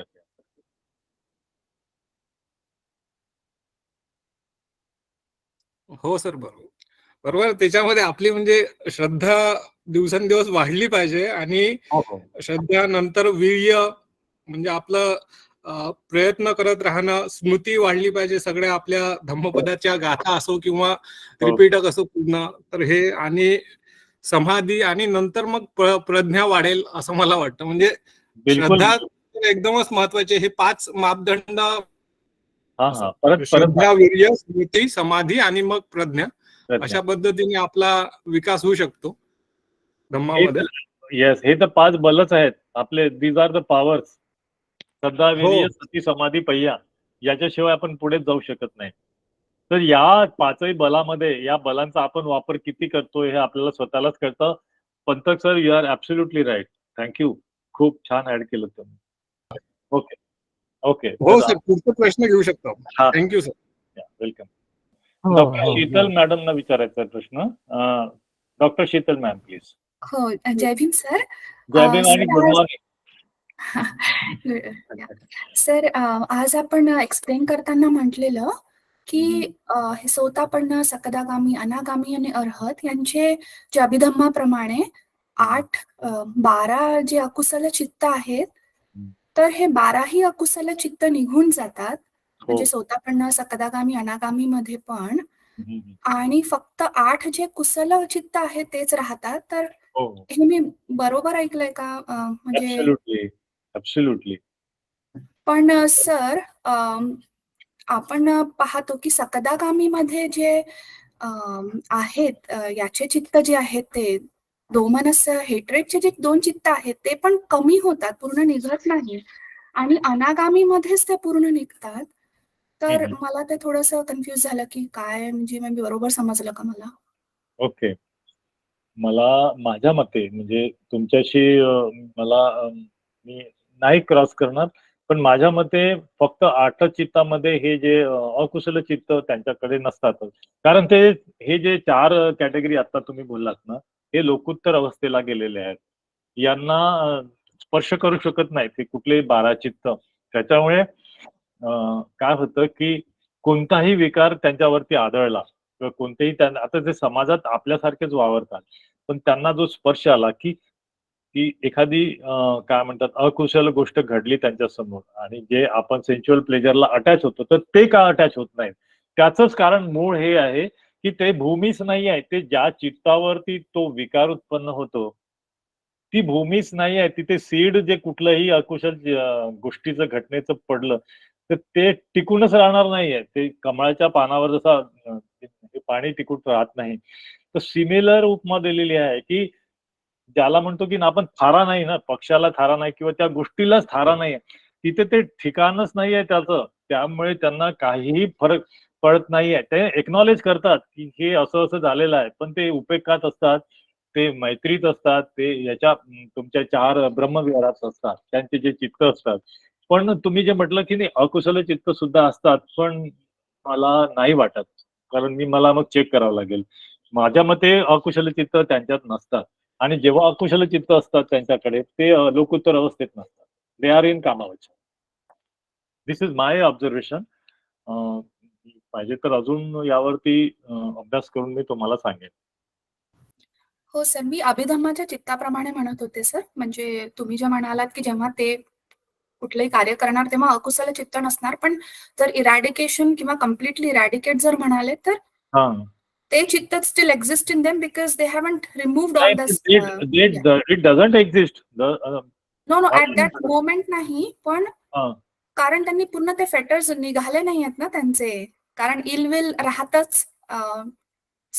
सकदागामीमध्ये राहतं, पूर्ण निघत नाही. हो. अनागामीमध्येच ते पूर्ण तो संयोजनाच्या 10 संयोजनापैकी आहेत ते हो, हो. निघतात ना पटिघ. हो, हो. तर मग हो, पटिघचे हो. 2 चित्त जे आहेत ते हां, ते हां. राहणार. मला असं त्याप्रमाणे मी म्हणत होते हां, sir. It may be okay, okay. It may be the अनुसय फॉर्म. अनुसय म्हणजे रेसिड्युअल फॉर्म असतात. ते सुप्त अवस्थेत चालले जातात. त्या अर्थाने असू शकतं. तुमचा मुद्दा माझ्या लक्षात आलेला आहे. पण ते प्रॉमिनंट नसतात. या 4ही अवस्थेमध्ये ते प्रॉमिनंट अजिबात नसतात. हो सर. Thank you sir. ते टिकू देत नाहीत. तुम्ही जे म्हटलेलं आहे, की ते जे चित्त जे सुप्त अवस्थेत असतात त्यामुळे त्यांच्यावरती आघात जरी झाला, एखादी अकुशल गोष्ट जरी त्यांच्या समोर घडली किंवा अतिप्रसंगाचा जो घटना आहे, अशा पद्धतीचे जर आले सेन्शुअल प्लेजर त्यांच्यावरती, ते त्यांना स्पर्श करून घसरून पडतात. ते टिकून राहत नाही. क्षीणासव म्हणजे जे आश्रम आहेत, जे काही विकार आहेत, 12 चित्त ते क्षीण झालेले असतात, वीक झालेले असतात. ते आर इन द अनुसय फॉर्म और इन अ व्हेरी वीक म्हणजे काय म्हणतात त्याला, रूट पर्यंत ते हे झालेले असतात, डिमिनिशिंग स्टेजला असतात. Any other question? खूप खूप धन्यवाद सर. थँक्यू. प्रमुख मार्गदर्शक आदरणीय मिसाळकर सर यांना मी विनंती करते की त्यांनी आपले बहुमूल्य मार्गदर्शन करावे. नमो तस्स भगवतो अरहतो सम्मा संबुद्धस्स.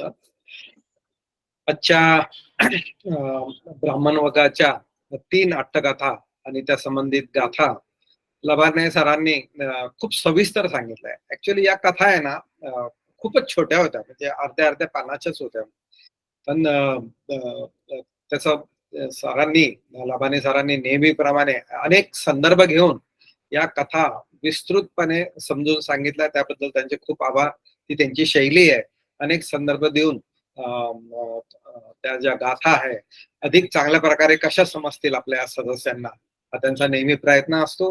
आणि मला वाटतंय सगळेच मान्य करतील की ते त्यात यशस्वी झालेले आहेत. असंच मार्गदर्शन पुढच्या गाथांसाठी पण आपलं मिळत राहील याबद्दल मला खात्री आहे. आणि जे उपासक उपासिका किंवा जे श्रोते आहेत त्यांनी पण खूप छान प्रश्न विचारून या लेक्चरला किंवा या आजच्या व्याख्यानाला सुसंगत प्रश्न विचारले, त्याचे सगळ्यांचे आभार आहे. आणि होतंय काय की अनेक अट्टकथा आपण बघितलेल्या आहेत, त्या आधी झालेल्या आहेत. आजच्या 2 अट्टकथा ज्या आहेत लबाने सरांनी उपलवन्ना थेरी आणि खेमा थेरी याच्या ज्या अट्टकथा सांगितल्या त्यांनी रिपीट केलेल्या आहे, कारण बरेच सदस्य नवीन असतात किंवा काही विस्मरणातून गेलेल्या असतात त्या कथा, त्या पुन्हा सांगणं गरजेचं असतंय. म्हणजे त्या कथेचा भाग 1 आणि भाग 2 असं वर्णन करता येईल. तर भाग 2 समजण्यासाठी भाग 1 सांगणं गरजेचं असतंय. आणि ते लबाने सरांनी आपल्याला उपलवन्नाचा वर कसा तिच्याच एका नातेवाईकांना अतिप्रसंग करायचा प्रयत्न केला ते सांगितलं. आणि ही जे अरंत व्यक्ती आहे, तर सरांचं आणि आमचं जी चर्चा चालू होती तीच होती की अरंत होणं म्हणजे किंवा उपेक्षायुक्त, इक्वॅमिनिटी, समता, हे जे शब्द आहेत ना, हे म्हणजे बोथट शब्द नाही आहे. ठीक आहे ना, की जसं की तुम्हाला भोजनामध्ये म्हणजे पिंडपात मध्ये तुम्हाला समजून घ्या एक श्रीखंड पुरी मिळाली, तर तुम्हाला श्रीखंडाचा स्वादही समजतो, पुरीचा स्वादही समजतो. पण तुम्हाला चटणी भाकर मिळाली दानात, तर तिचाही स्वाद समजतो की चटणी ही भाकर आहे. म्हणजे स्वादाचं जे ज्ञान आहे ते अरंताला असतंय.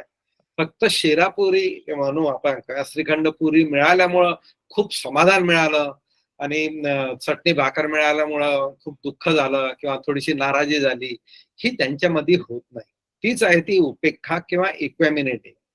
तर दुसरं रंगाबद्दल आम्ही बोलत होतो की ते समतावादी आहे, म्हणजे सगळे रंग त्यांना सारखेच वाटतो असं नाही. त्यांना लाल कळतो, निळा, हिरवा, सफेद जो कलर असतो तो कळतो, पण ते कोणत्याही रंगात ते अडकत नाही, कोणत्याही रूपात, कोणत्या वासनेमध्ये, कोणत्याही गोष्टीमध्ये ते अडकत नाही. त्यांना ती गोष्ट स्पर्श करून जाते. जसं उपलवन्ना थेरीचं उदाहरण सरांनी समजूनच सांगितलेलं आहे की त्या व्यक्तीनं अतिप्रसंग करायचा प्रयत्न केला, तर म्हणजे भिक्खू संघामध्ये प्रश्न विचारला गेला होता का तिला अशा काही भावना होत्या का, म्हणजे कामभोगाच्या अशा भावना काहीतरी हे होत्या का, तर बुद्धांनी स्पष्ट सांगितलं नाहीये. तर त्या म्हणजे भावना अशा स्पर्श करून जातात, त्यात टिकत नाही, एकही सेकंद तिथे टिकत नाही. जसं कमळाच्या पानावर पाण्याचे थेंब पडले तर ते खाली घरंगळत जातात ना, ते लबाने सरांनी समजूनच सांगितलेलं आहे. तर म्हणजे ज्ञान सगळं असतंय, फक्त हे अनंत व्यक्ती त्या त्या विषयात ते रमत नाही आणि म्हणून फक्त स्पर्श करून ते बाजूला होतात त्या गोष्टी. याबद्दल त्यांनी सविस्तर सांगितलेलं आहे. उत्पलवन्ना थेरीवर याच्याही आधी चर्चा झालेली आहे आणि तिच्या रूपाबद्दल तिचं एक उत्पल आहे ना, नीलोत्पल आहे ना, निळ्या कमळाच्या गाभ्यासारखं होतं असं सांगितलेलं आहे. फक्त मला एक संदर्भ आलाय म्हणजे म्हणून सांगतो की काही लोकांचे वर्ण असे निळसर असतात, म्हणजे काळे, सावळे किंवा गोरा हा तर वर्ण असतो. काही लोकांचं, विशेष काही लोकांचं वर्ण आहे ना थोडा निळसर असतो. आणि या संदर्भात म्हणजे उत्पलवन्नाची माहिती आलेली आहे. तसेच महामोगलान थेरांची पण वर्ण असाच होता असं म्हणतात. एकदा श्रीलंकन भिक्खू सोबत आम्ही एका लेणी बघायला गेलो होतो आणि तिथे खूप वयस्कर भिक्खू होते ते. त्यावेळेस मी खूप नवीनच होतो, मला काही जास्त कळतही नव्हतं धम्माबद्दल किंवा पाली भाषेबद्दल. तर कुणीतरी म्हणजे त्या लेणीमध्ये मला वाटतं कारल्याच्या लेणीमध्ये काहीतरी भित्तिचित्र जे होते ना, तर त्यात कोणीतरी काहीतरी सांगत होतं की एक निळ्या रंगाची प्रतिमा दिसते, एक इमेज दिसते. तर ते जे भिक्खू होते श्रीलंकेचे खूप वयस्कर होते. मग ही मस्ट बी महामोगलान असं त्यांनी सांगितलं होतं. तर म्हणजे तो निळा रंग आणि महामोगलांचा ही म्हणजे त्या कॉलेजच्या दिवसात मला तो एक हे संदर्भ मला म्हणजे कानावर ऐकायला मिळाला. मला खूप आनंद झाला की लोक किती म्हणजे नुसतं म्हणजे त्यांना बरोबर दिसतही नव्हतं, फक्त वर्णन करून त्यांनी त्या व्यक्तीला आयडेंटिफाय केलेलं आहे. तर आपल्या पाली साहित्यात असे काही वेगळ्या वर्णांचे सुंदर असे लोक पण आहेत.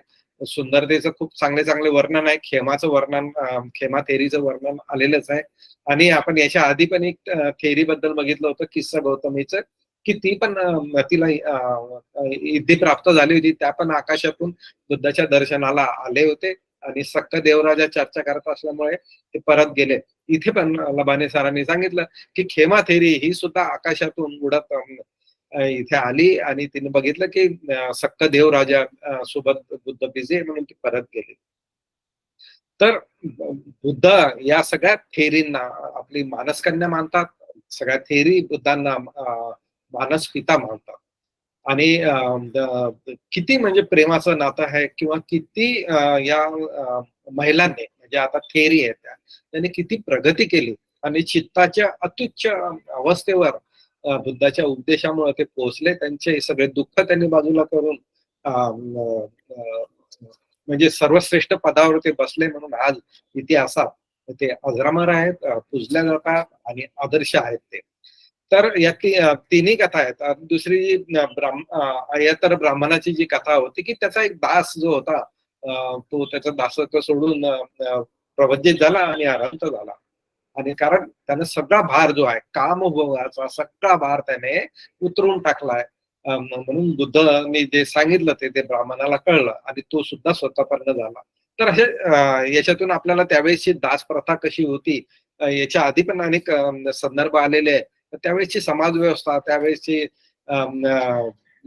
कुटुंब व्यवस्था, प्रशासन असेल, मॅनेजमेंट असेल, असे अनेक विषय आपल्याला या अट्टकथामधून मिळतात. आणि त्याच्यावर आपलं जे आपल्या चित्तावर याचे कसे संस्कार होतात, कारण एक एक गाथा जी आहे त्याच्यावर लोक स्वतःपन्न होतात, अरहंत होतात. तर आपल्यामध्ये काही नाही तर थोडासा तरी म्हणजे आपलं चित्त जे कठोर आहे किंवा काम भोगात रथ आहे ते थोडस लूज व्हायला पाहिजे, थोडस डायल्यूट व्हायला पाहिजे आणि अपग्रेड व्हायला पाहिजे. असं म्हणजे सगळ्यांनीच प्रयत्न करायला पाहिजे मनापासून. आणि तो पण विषय निघाला स्वतःपन्न अरहंत वगैरे. ते जे म्हणजे त्यांच्या म्हणजे कम्मातून असं अकुशल काही उत्पन्न होत नाही, कारण त्यांचं समूळ नष्ट झालेले आहेत ते विचार. मग एखादी घटना घडत असते ती म्हणजे एखाद्याच्या पायाखाली एखादा मुंगी आली, ठीक आहे, तर ती अनावधाना आलेली असते, त्याच्या मागे काही इंटेन्शन नसते, त्यामुळे तसं पाप घडत नाहीये. याच्या आधी पण ते काही अट्टकथा आलेल्या आहेत त्याच्यात. आणि मला वाटतं चक्कूपाल थेर वस्तूबद्दल पण आपण बघितलं होतं की त्यांच्या ते आरांत झाले होते आणि त्यांच्या झोपडीच्या बाहेर काही मुंग्या मेल्या होत्या. तर काही भिक्खूंनी म्हटलं यांनी तर पाप केलेलं आहे, या भिक्खूंनी चक्कूपाल थेराने तर पाप केलेलं आहे, मुंग्या मारल्या त्यांनी.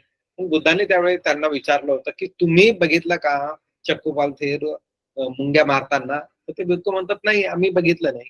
मग मला हे सांगा की चक्कूपाल थेरांनी बघितलं का मुंग्या मारताना? तर नाही, ते तर अंध आहेत, त्यांना तर दिसतच नाही. मग म्हणजे इंटेन्शन काय की मारण्याचं इंटेन्शन नाही, अनावधानानं जे आलेलं असतंय ती गोष्ट वेगळी आहे. त्याला आणि यांचे हे आरांत लेवलला गेलेले असल्यामुळे नवीन काही अकुशल त्यांच्याकडून उत्पन्न होत नाही. तर याच्या आधी पण वैशाली मॅडमने पण अभिधम्मावर एक मोठं लेक्चर घेतलेलं आहे. ते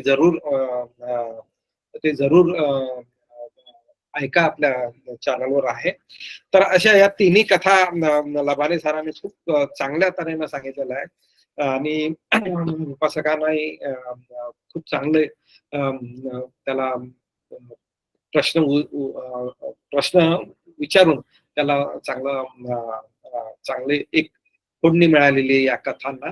तर मी पण इथेच थांबतो आणि सगळ्यांचे खूप खूप आभार मानतो. साधू साधू साधू.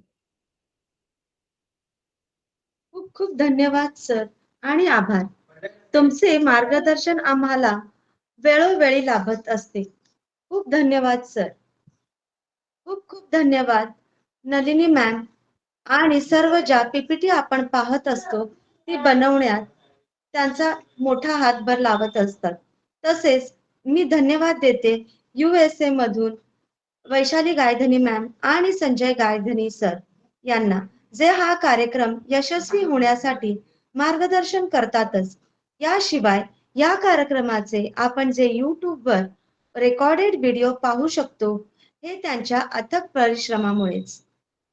शिवाय आदरणीय चंद्रहस्त तांबे सरांचे सुद्धा मी आभार मानते, जे नेहमी नवीन व्हिडिओचे यूट्यूबवर लिंक तयार करून न चुकता सर्व ग्रुप्सवर पाठवत असतात. धन्यवाद सर. धम्मसाकरच्या टीमचे, ज्यांच्या सहकार्यामुळेच हा कार्यक्रम यशस्वीरित्या पार पाडू शकतो. सर्वात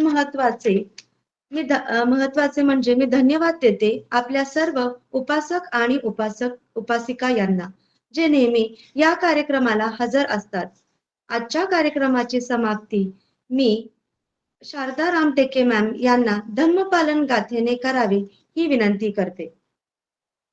सब्बपापस्स अकरणं कुशलस्स उपसम्पदा सचेत्तपर्योदपनम् एतं बुद्धानुशासनम् धम्मं चरेषु चरितं नतं दुचरितं चरे धम्मचारीषु संसेति अस्मि लोके परं च न तावता धम्मधरो यावता बहुभासति योऽथ अपमि सुस्थानम् धम्मं कायेन पश्यति सवे धम्मं धरो होति यो धम्मं नपमर्शति नत्थि मे शरणमय्यं बुद्धो मे शरणं वरम् एतेन सत्यवचेन भूतु मे जयमङ्गलम् नत्थि मे शरणमय्यं धम्मो शरणं वरम् एतेन सत्यवचेन भूतु मे जयमङ्गलम् नत्थि मे शरणमय्यं सङ्घो मे शरणं वरम् एतेन सत्यवचेन भूतु मे जयमङ्गलम् साधु साधु। साधु साधु